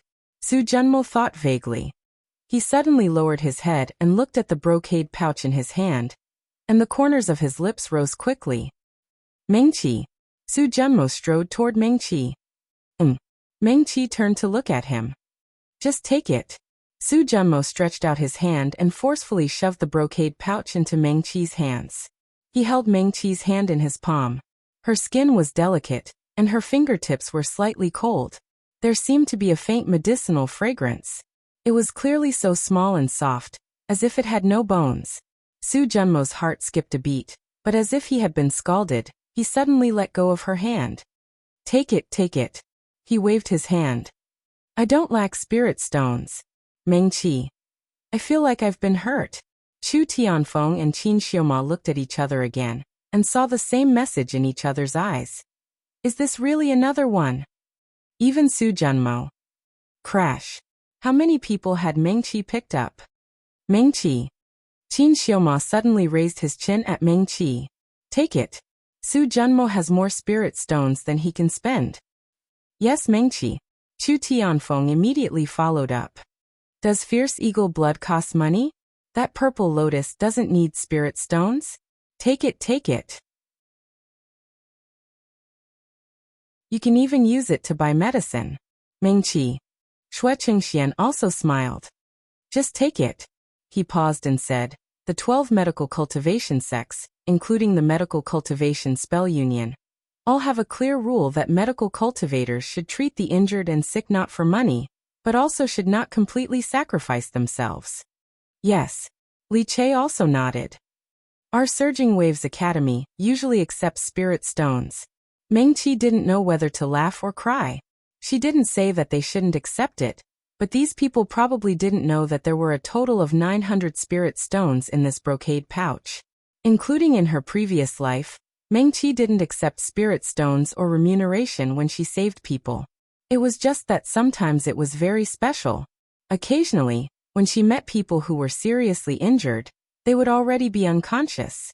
For example, when Meng Qi picked up Su Junmo in her previous life, the talkative fox couldn't even maintain his human form, and had reverted to his original form. He was lying on the decaying leaves in the dark forest, dying. If it wasn't for the warmth in his chest, and his instinct as a heavenly demon noble allowed him to protect his heart meridians and spiritual sea, He would have died long ago. In the beginning, for at least 10 days, Su Junmo, who had reverted to his original form as a white fox, couldn't even open his eyes. Other than the faint breathing from his nose and his still beating heart, he was no different from a dead person.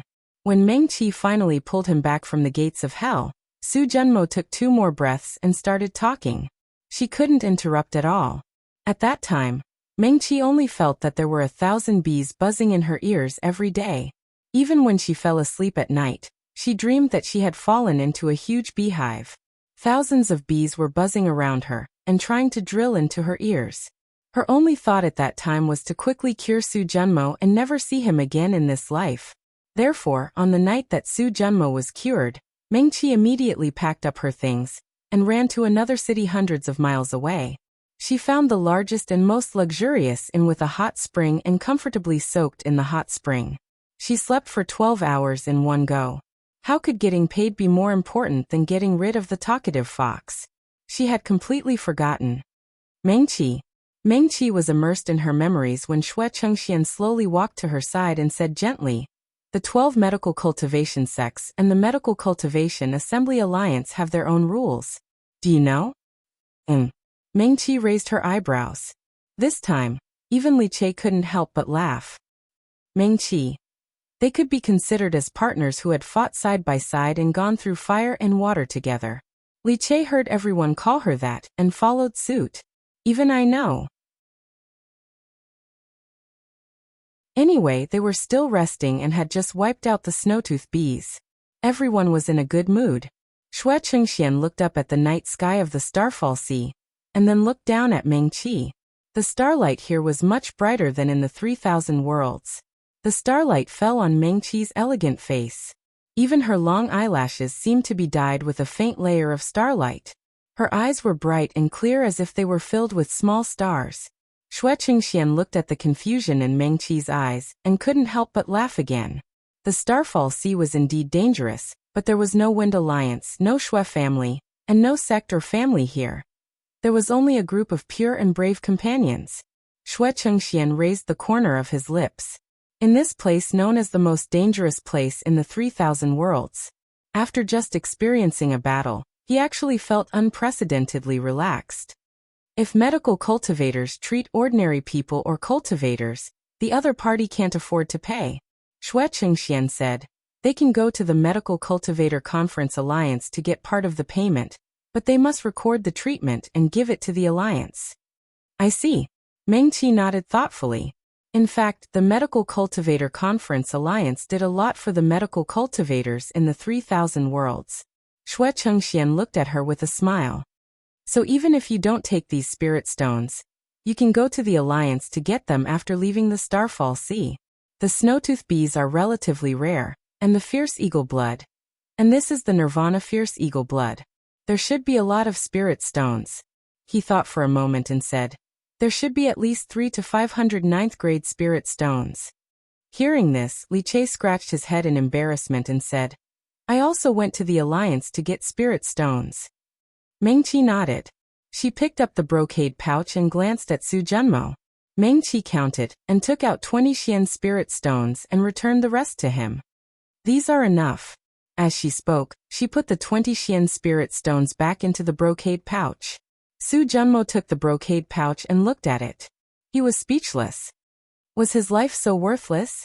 This was not just for the snowtooth bees, but more for... Su Junmo opened his mouth, but said nothing in the end. He coughed lightly and looked around. He said in a low voice, there were dangers at every step in the Starfall Sea. I was too careless. He paused, as if he was explaining to Meng Qi, and continued. Not long after we passed through the forest, we encountered an injured cultivator. Meng Qi nodded. It was not strange to encounter injured cultivators in the Starfall Sea. But that was not a real cultivator, but an illusion. Su Junmo hesitated and said, illusion? Meng Qi asked. Yes. Su Junmo nodded and continued. The snowtooth bees are used to confuse people with illusions. What we saw was a young female cultivator lying on the ground. She seemed to be injured and was asking us for help. Wait. Meng Qi keenly grasped the crux of Su Junmo's words. You mean, all of you saw the same illusion? Yes. Su Junmo's face suddenly turned red for some reason. He looked away and nodded lightly. Meng Qi nodded. She lowered her eyes and thought seriously. Was it poison? Or was it some kind of illusion spell? Or an array? When Meng Qi thought of this, she looked at Chu Tianfeng. The black-clothed youth raised his eyebrows. From the time Meng Qi appeared until now, he had not said a word to her. It was not a spell. Chu Tianfeng said firmly, guessing what the other party wanted to ask. We were not poisoned either. Xue Qingxian continued. Meng Qi tilted her head and glanced at him, then nodded silently. If it was neither, it could be a magic treasure or an array. She looked into the distance and looked around. The night still shrouded the earth, and the stars in the sky were far brighter than the 3,000 worlds. The starlight was so dense that it seemed to have substance. Meng Qi even felt that she could see the flow of spiritual energy under the night sky.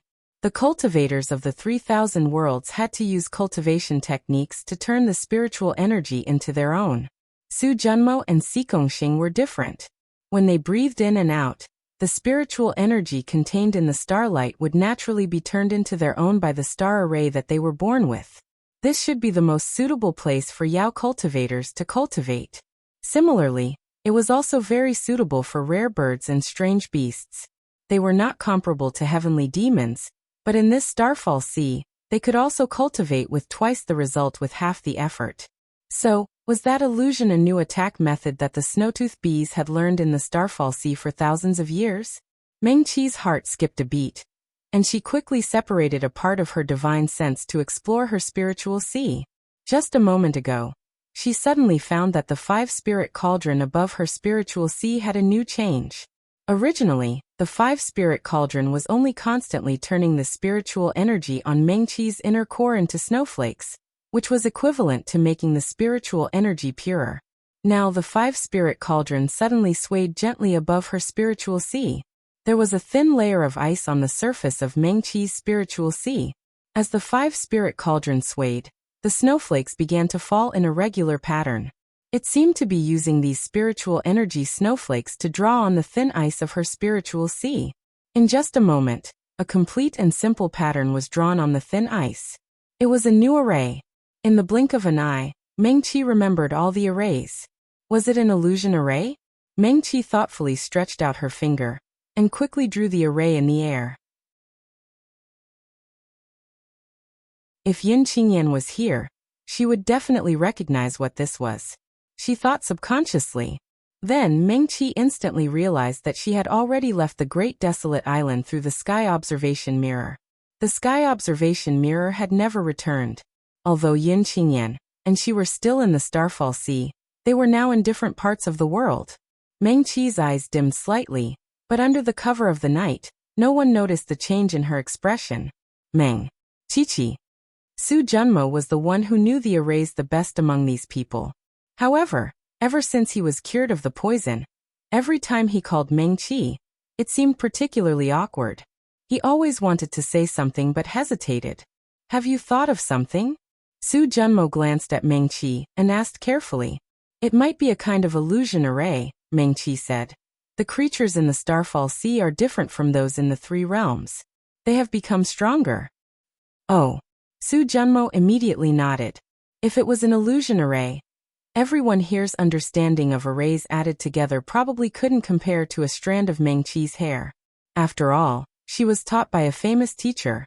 Even if all the cultivators in the 3 realms were counted, the person who taught her could be called the #1 array master in the world.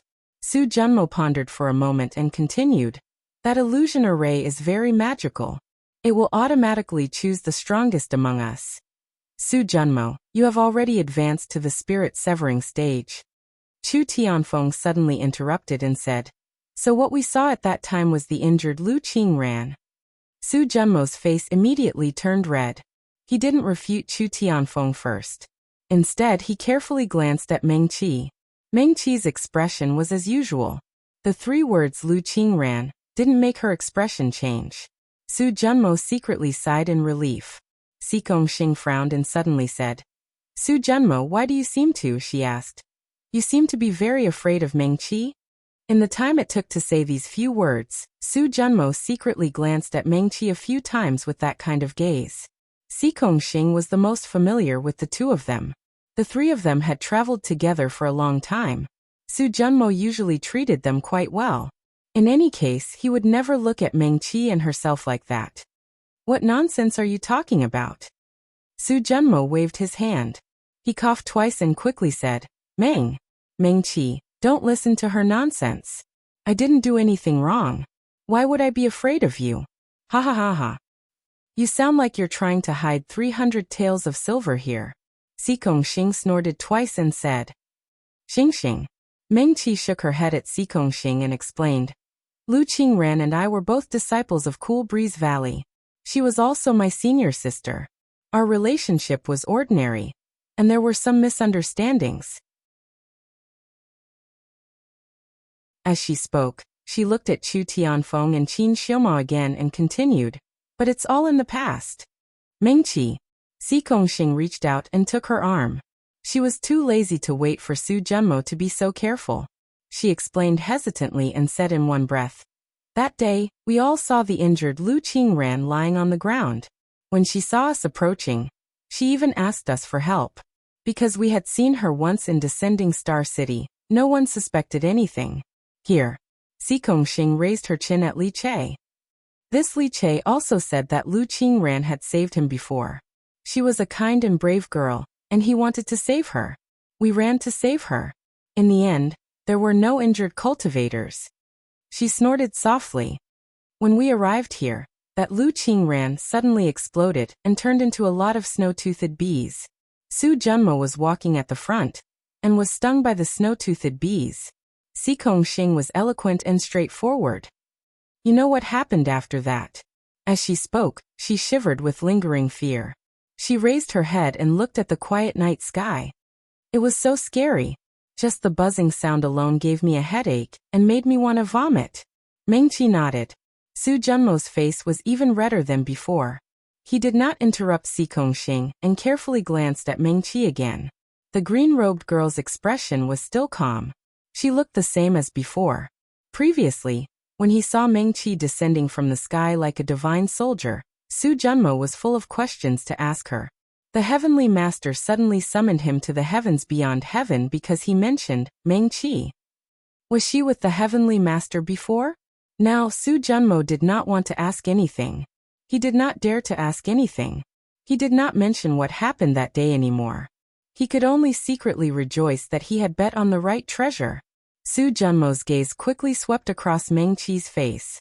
Of course, if it was her, even if her cultivation was a little lower, he would be convinced to be the Taoist companion of the Heavenly Master.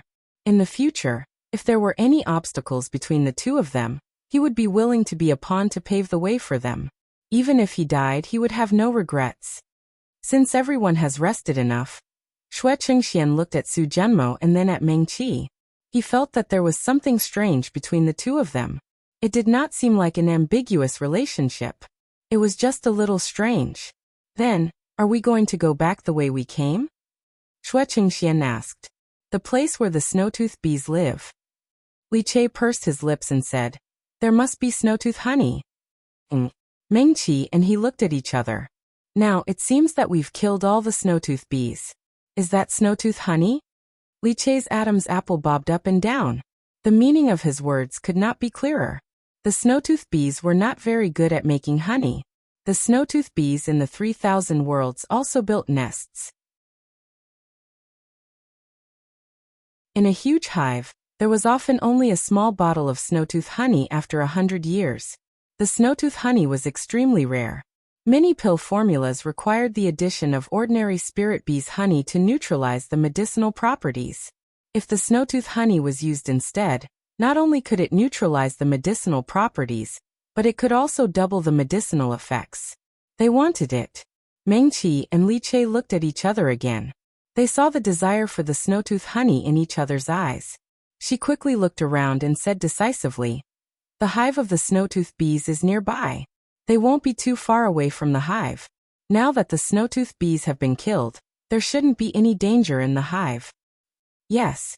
Li Che's eyes lit up. His face was full of yearning.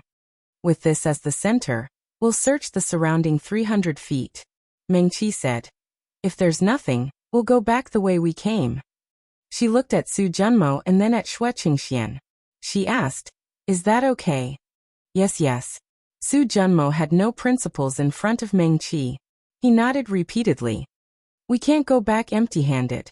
Xue Qingxian smiled and nodded. Mengqi's request was not too much. It was only 300 feet. If there was any danger, they should have encountered it by now. Okay, he said. We can't go back empty-handed. Don't split up. Qin Xiaoma walked over. 2 people in a group. We'll search quickly and leave. Okay. Mengqi nodded repeatedly and agreed obediently. Mengqi, you and I will be in a group. Qin Xiaoma raised his chin at her, turned around and walked toward the south. Mengqi shrugged. She comforted Si Kongxing and quickly followed him. After working together for the past few days, they had a tacit understanding. The rest of the people quickly formed groups of 2 and walked in the other 3 directions. Qin Xiaoma did not walk fast. Mengqi quickly caught up with him and walked side by side. He walked a distance away and turned around to look behind him. Mengqi. Qin Xiaoma lowered his voice. Just now. He paused and flicked his fingers. His natal longsword moved and stopped beside him with a whoosh. The tip of the sword shone with cold light. It was extremely sharp. Qin Xiaoma closed his eyes and said in a low voice, I saved your life. You've already paid the spirit stones. Mengqi interrupted him. She turned to look at Qin Xiaoma. He was also looking at her. The little devil king, who would make the entire southern land change their faces when talking about him in the future, had deep facial features.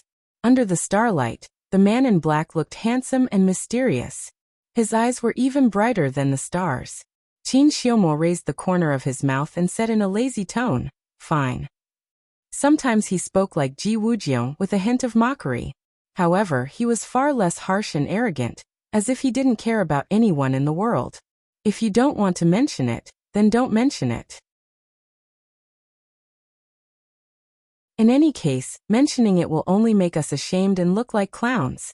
Qin Xiaoma's words were a bit harsh. Mengqi was stunned. She heard him say again, Chu Tianfeng is a fool. I'm afraid he still hasn't guessed.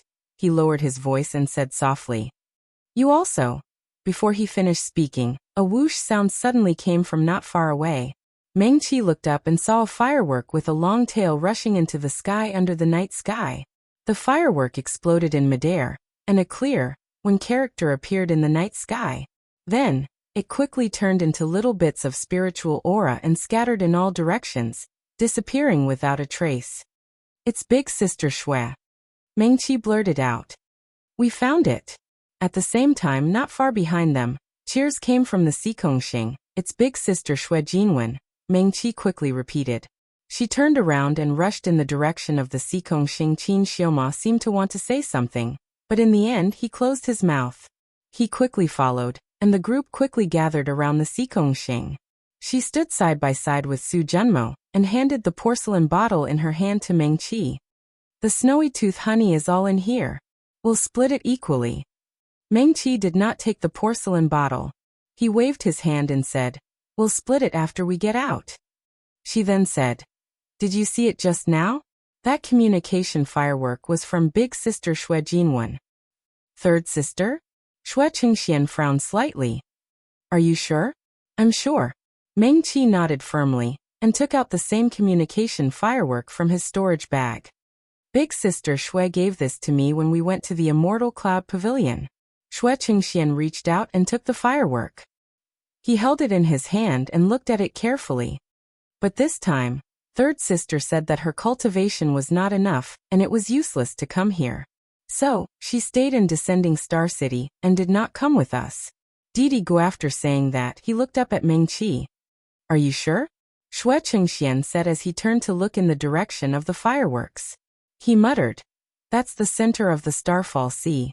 It's even more dangerous there. Why would third sister appear there? Mengqi frowned slightly.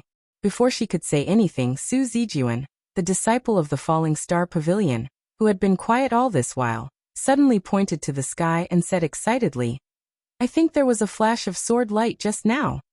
Just as he finished speaking, another sword light streaked across the sky. Su Zijuan's eyes lit up. That's a sword from the Falling Star Pavilion. He became even more excited. It's the Pavilion Master. The Pavilion Master went in that direction.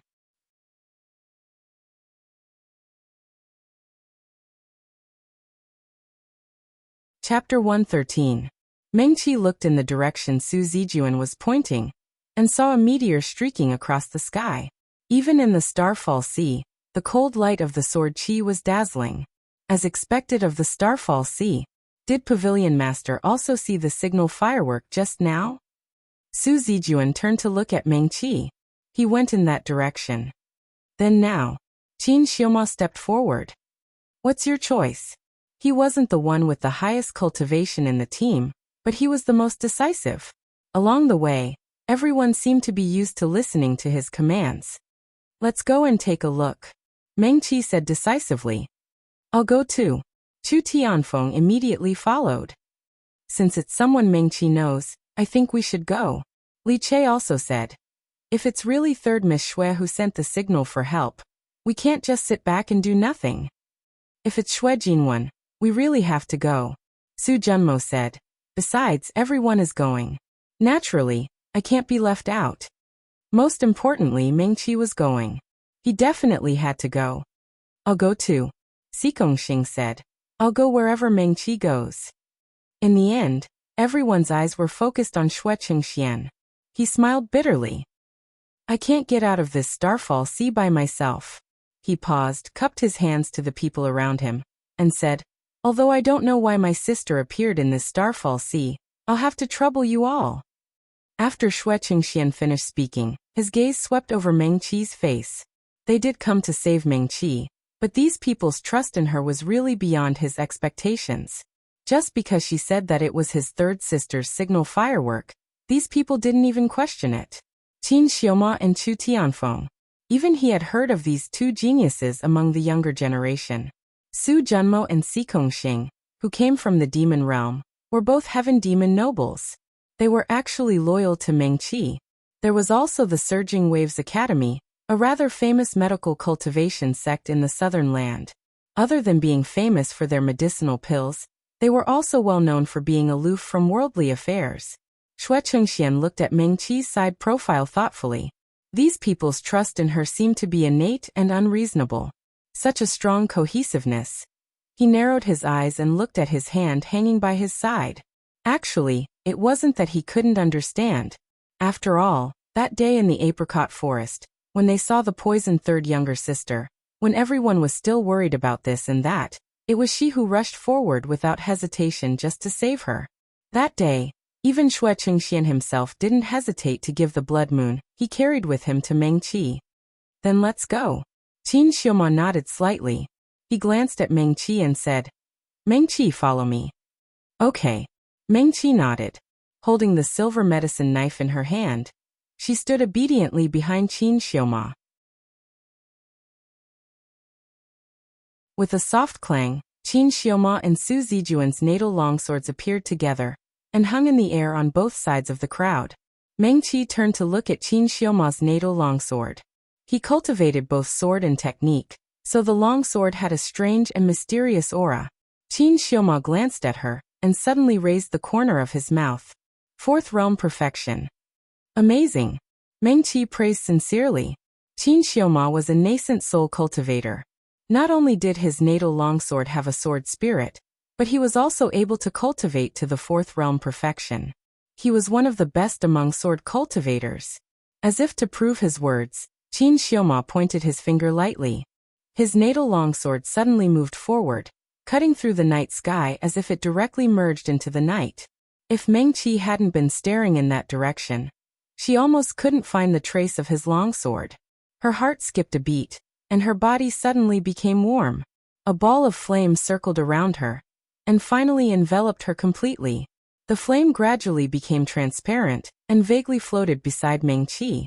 Mengqi turned around and saw Chu Tianfeng raise his eyebrows at her. Si Gongxing, who was standing beside him, made a spell with her hand. A black shadow jumped out in front of her, and then disappeared into the ground in front of her. In addition to Xing's powerful defensive spells, this was also her specialty. The Black Shadow was actually a water-type spell. It could sink into the ground and secretly investigate the situation. Shui Qingxian and Li Che followed closely behind Xing and Chu Tianfeng. Su Junmo was behind them. He was about half a meter away from Shui Qingxian and Li Che, so it was inconvenient for him to talk. Meng Qi couldn't help but smile. The talkative fox must be feeling very uncomfortable. His mouth was probably sore from keeping it shut. She retracted her gaze and looked forward. This group of people clearly hadn't known each other for long, but they had a tacit understanding. They should have all fought side by side in the Starfall Sea and cultivated this tacit understanding. One could imagine how many battles they'd experienced before. Meng Qi's gaze narrowed slightly, and her heart felt warm. These people had all come to save her. She flipped her left hand, and several Xian spirit stones were already in her palm. She hadn't practiced her silver medicine knife very well. At most, it was just a decoration. In battle, she probably still had to rely on formations to fend off enemies. Qin Xiaoma glanced at her out of the corner of his eyes. He saw the light of the Ling stones flashing between her fingers. Xian spirit stones? He asked. Meng Qi nodded. Their group quickly walked towards the place where the signal fireworks had gone off. The snow-tooth bees weren't just dangerous to Xiuzha. They were also dangerous to the strange beasts of the Starfall Sea. Meng Qi and the others knew that they hadn't encountered any other strange beasts after passing through the clearing where the snow-tooth bees had attacked them. Meng Qi followed closely behind Qin Xiaoma. She had always been obedient in this regard, so she walked step by step carefully. After passing through the clearing in the hilly area, and then two small mountains that weren't very tall, Meng Qi had just taken a step when Su Zijuan's life bond sword almost brushed past her cheek with a whoosh. A sharp cry sounded, like a rooster whose neck had been grabbed. A black bug the size of Meng Qi's finger fell to the ground. Xia shooting gap. That black bug had been cut in two by Su Zijuan's sword. When it fell to the ground, its legs were still struggling. It's a golden silk beetle. Meng Qi looked down. She kicked the black bug lightly and flipped it over. On the back of the black bug, there indeed seemed to be thin golden threads mixed in. She took out her natural silk gloves and put them on. She took out a small box and put the golden silk beetle inside. This golden silk beetle can be used as medicine. Meng Qi held the box in her hand and asked Qin Xiaoma, "Who is keeping these things for? We'll divide them after we get out of the Starfall Sea." "Me." Qin Xiaoma glanced at her, took the small box, and threw it into his storage bag. After this small episode, they continued to walk forward. The Starfall Sea is full of spiritual energy. Qin Xiaoma whispered to Meng Qi as they walked. No wonder so many cultivators end up in the Starfall Sea to train. Cultivating here is indeed twice the result with half the effort. Yes. Meng Qi nodded. When I reach the spirit severing stage, I'll enter the Starfall Sea again. Qin Xiaoma continued. It's the best place to practice swordsmanship. Su Zijuan nodded. Pavilion Master also said so. If we want to pursue the great Tao of swordsmanship, we have to enter the Starfall Sea at least once. Meng Qi didn't say anything. The appearance of the golden silk beetle seemed to be a signal that they had left the snowtooth bee's territory. They hadn't walked far when Qin Xiaoma suddenly stopped. "Be careful." His gaze was piercingly cold, and he quickly looked around. Now Meng Qi and the others were between 5 or 6 hills, and the place they were in was much smaller than the open space where the snowtooth bees had appeared. Chu Tianfeng and the others also stopped, and their 2 long swords moved quickly in the air. Xing raised her finger, and a small ball of black water drilled out of the ground and landed firmly in her palm. This is, before she could finish her sentence, more than 10 green lanterns suddenly lit up on the surrounding 5 or 6 hills, as if they had agreed beforehand. Wolves. Xing's eyes suddenly widened, and she murmured the second word. Meng Qi quickly glanced around. In the night, there were 7 or 8 tall wolf-shaped shadows standing on the hills. They looked down at Meng Qi and the others, and they seemed to be much taller than them.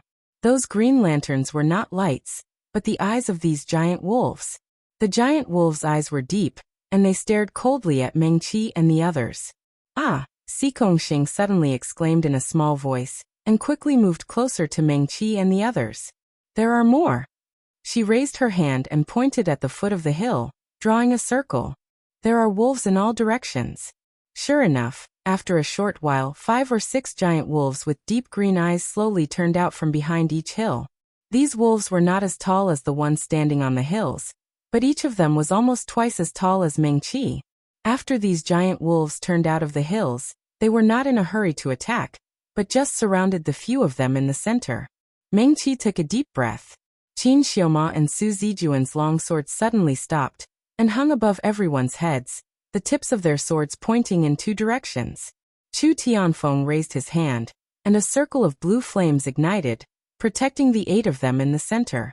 Meng Qi and the others gathered together, standing back to back in the flames. She calmly looked at those giant wolves. They were far taller than the wolves of the 3,000 worlds, and their green eyes were cold. In the night, they looked exceptionally terrifying. Including the alpha wolf at the top of the hill, Su Junmo quickly said. There are a total of 43 wolves. He glanced around. The 7 alpha wolves are all 5th grade beasts, and there are 3rd grade and 4th grade beasts below. Yes. Qin Xiaoma nodded. Meng Qi's gaze was solemn. In other words, they were now surrounded by 7 Funshan cultivators, and a group of Jindan and Yuanying cultivators. Beasts of the same level in the 3,000 worlds were no match for cultivators. A Yuanying 4th or 5th stage sword Xiao or Dharma Xiao could easily deal with a 5th grade beast. But this was the Starfall Sea. On the top of the hill, the 7 alpha wolves of the giant wolves did not move. At the foot of the hill, those giant wolves just stood in place, their green eyes staring straight at Meng Qi and the others. The night suddenly became quiet, and only the sound of the wind blowing through the canyon could be heard. The night wind brought with it the smell of the giant wolves. The smell of blood was very strong, and it was unknown if they had just gone through a battle. Meng Qi's heart moved slightly, and something in her storage bag suddenly vibrated crazily. Her right hand, which was holding the medicine knife, carefully and slowly pressed on the storage bag. Inside, a black token was jumping desperately, as if it had sensed something. This was the token of the patriarch of the Ji family that Ji Wujiang gave her earlier. That's right, Ji Wujiang. She suddenly remembered that before she entered the sky observation mirror, she saw Ji Wujiang also in the Starfall Sea. At that time, there seemed to be several giant wolves besieging him. Although it was not easy for him to deal with them, those giant wolves obviously could not hurt him. At this moment, at the place where the signal firework had risen, another signal firework rose with a whoosh and suddenly exploded in the night sky. The spiritual aura light formed a clear, one character, and soon dissipated in the night sky. Do it! Qin Xiaoma waved his hand. His natal longsword was like a long arrow released from a bow, whistling as it rushed toward a giant wolf standing upright on one of the hills. During this period of time, Su Zijuan had cooperated with him, and they had already developed a tacit understanding. As soon as Qin Xiaoma moved, he also moved. His natal longsword turned into a stream of light, shooting toward the giant wolf on the other hill. Under the night sky, the 2 longswords were as fast as lightning, and in the blink of an eye, they slashed through 2 giant wolves. Awoo! The 2 giant wolves that were attacked suddenly howled wildly. They crouched down, raised their giant claws, and slapped heavily at the 2 longswords that were shining with cold light. This seemed to be a signal to attack, and the giant wolves at the foot of the hill also raised their heads and howled, then quickly rushed toward Meng Qi and the others. Si Kongxing shouted, and a black giant wave suddenly emerged from the ground, adding a barrier to Chu Tianfeng's flames, firmly protecting them. Su Junmo opened his hand, and an azure net fell from the sky, covering the sky and covering the earth, pouncing toward the giant wolves. Only this time, the azure net was dotted with cold light, and there were countless small daggers. Awoo! The 2 giant wolves at the front were caught off guard, and were immediately enveloped by Su Junmo's azure net. Countless sharp blades pierced into their bodies, and the 2 wolves immediately screamed again and again. On the hill, the wolves howled again, and the giant wolves at the foot of the hill suddenly stopped, glaring at their companions in front of them who were covered by the azure net. Qin Xiuma's reaction was extremely fast. He opened his hand, and the sword that was originally fighting with the wolves at the top of the hill suddenly flew back. The sword passed through the azure net, and the two giant wolves that were covered in it screamed, and their heads suddenly fell to the ground, making a loud bang sound. The air was suddenly filled with the stench of blood. Amazing! Xing was not stingy with her praise. Although they did not kill the alpha wolf, it was still a victory. Qin Xiuma's face did not show any joy, and his gaze became more and more serious, looking up at the 7 alpha wolves at the top of the hill.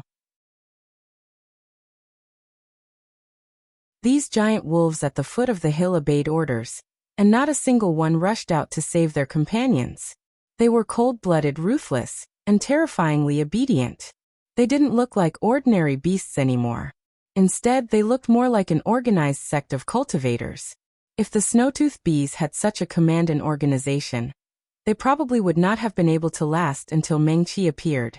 Qin Xiuma's expression was serious, and he looked at the distant top of the hill, at the giant wolf that was fighting with his longsword. The other party had already stopped, and its green eyes looked down at them coldly. It was clearly just a strange beast, but the light in its eyes revealed some coldness and disdain, as if it already had human feelings. Xing probably also felt that these giant wolves were a little strange. She opened her mouth and suddenly said, "I remembered a legend." Everyone was paying attention to the movements of the giant wolves at the top of the hill, or at the foot of the hill, and only Mengqi responded. Previously Xing swallowed with some difficulty and spoke quickly. When I asked my father to investigate the Sea of Falling Stars, he told me that if there were sky demons in the demon realm who made mistakes, they would not be killed, but they could not be allowed to continue to stay in the demon realm, and sometimes they would be punished into the Sea of Falling Stars. Mengqi turned to look at Xing. These giant wolves are very similar to the snow wolves of our sky demon clan in the demon realm. Su Junmo continued and said, "Yes." Xing nodded. Before the sky demons who make mistakes are punished into the Sea of Falling Stars, they will be punished by the Demon Lord, and will never be able to regain their human form, and can only maintain their beast form. Their realm can no longer be improved, and they will always be in whatever realm they enter the Sea of Falling Stars. Su Junmo nodded. These are called sinful demons, although they can't transform into human form, but, There were a total of 7 snow wolves on the 6 hills around them. Only 2 snow wolves were on one of the hills. Before Su Junmo could finish, one of them suddenly said, "There are also sky demons." The 8 of them all looked at the giant snow wolf, and Mengqi realized that this snow wolf only had one green eye. They were a little far apart, and it was night time, so she could not see the other eye clearly, and thought that it was probably blind. Su Junmo and Xing meant that these were sky demon snow wolves? Although they could no longer transform into human form, they could still talk. Heh, the snow wolf sneered. So it's a little white fox and a little red fox. My lord, Xing called sweetly. In the demon realm, age was not important, and the strong were respected. That snow wolf's cultivation had reached realm 5. So Xing was right to call him that. She pursed her lips and continued. We came to save our friends, and we don't mean to offend you, my lord. Could you let us pass, my lord? Sure, the snow wolf answered lazily. Thank you, my lord. Xing beamed with joy. She did not expect this snow wolf to be so easy to talk to. It's just that. The snow wolf raised its front paw. Its huge front paw drew a circle around Mengqi and the others, and finally stepped on the ground again.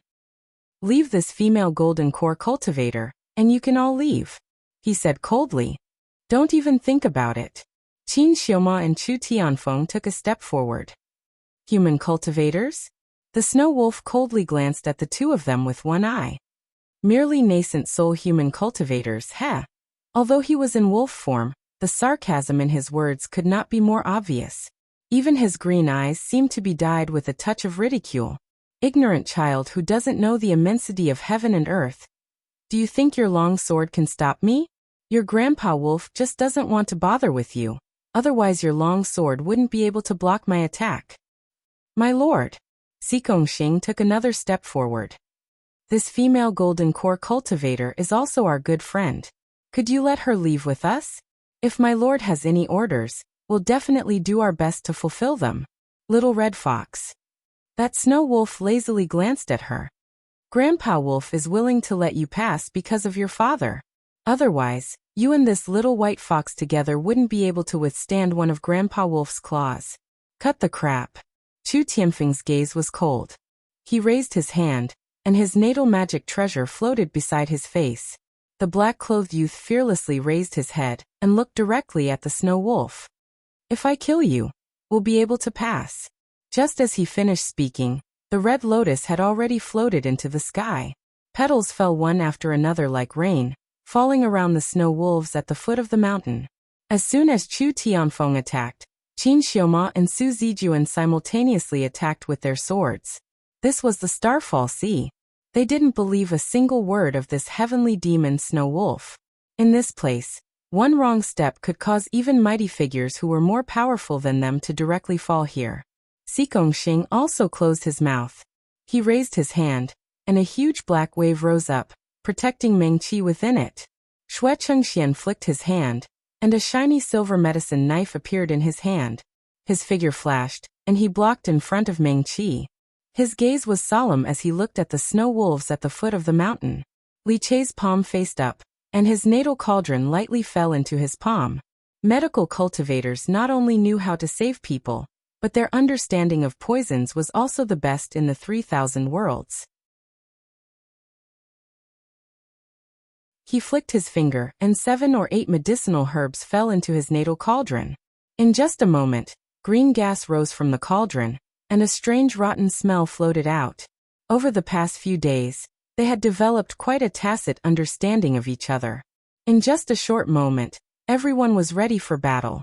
They were only waiting for Chu Tianfeng's red lotus to explode, and then all of their attacks would be launched towards those snow wolves. Hee hee.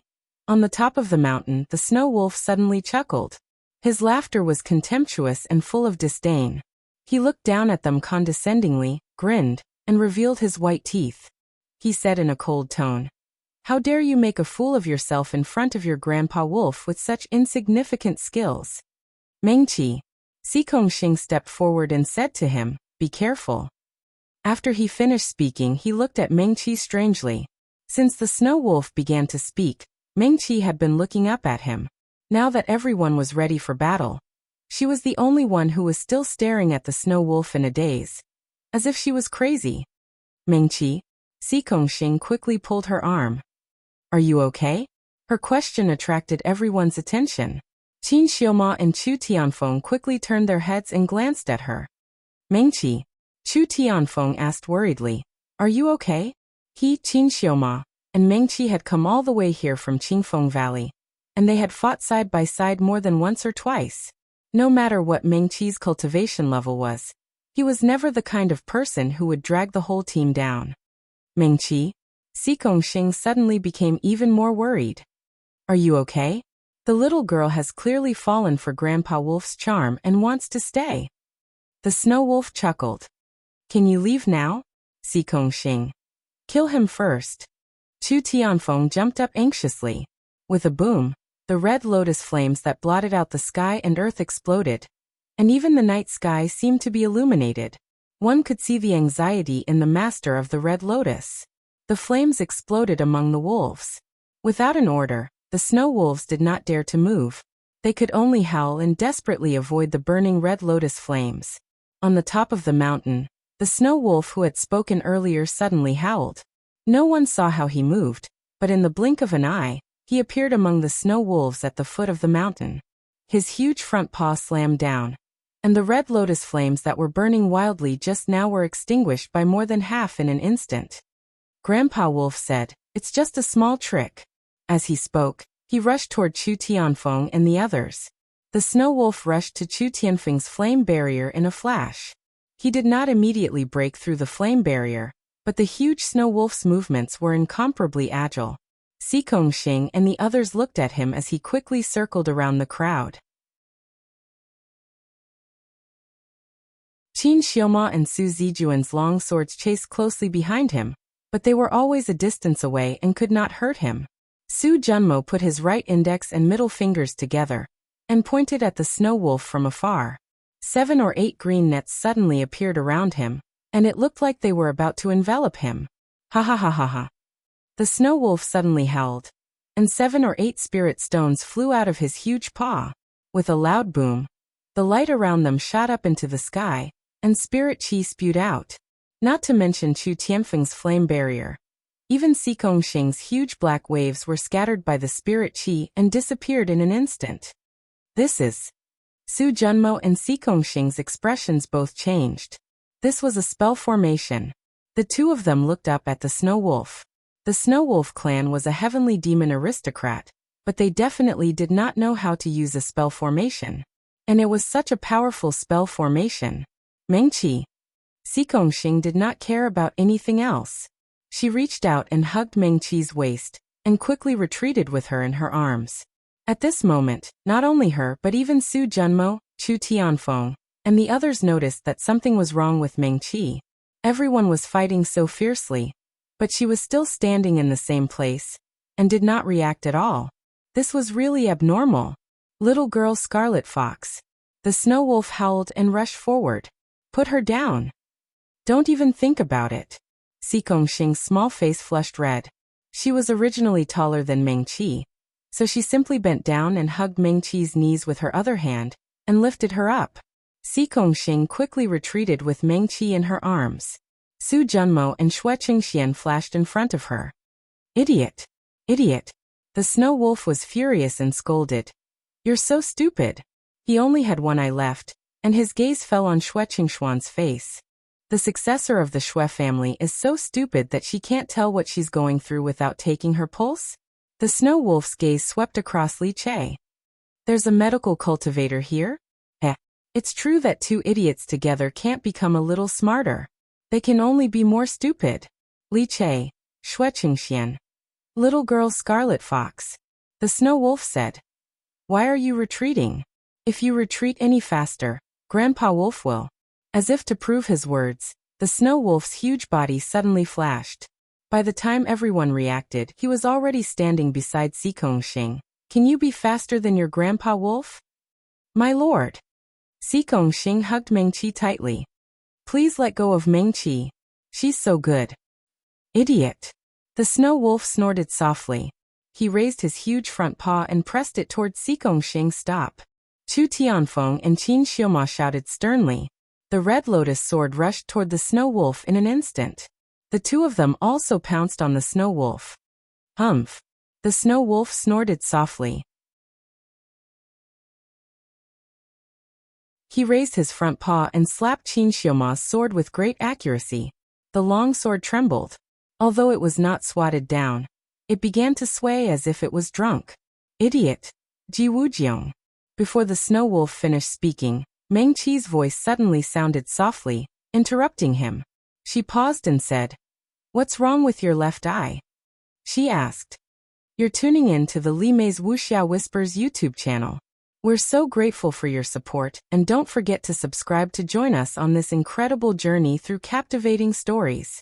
Your generosity through donations truly makes a world of difference, as it's the primary source of revenue that allows me to expand and enhance this channel for you. Thank you from the bottom of my heart for being a part of this adventure.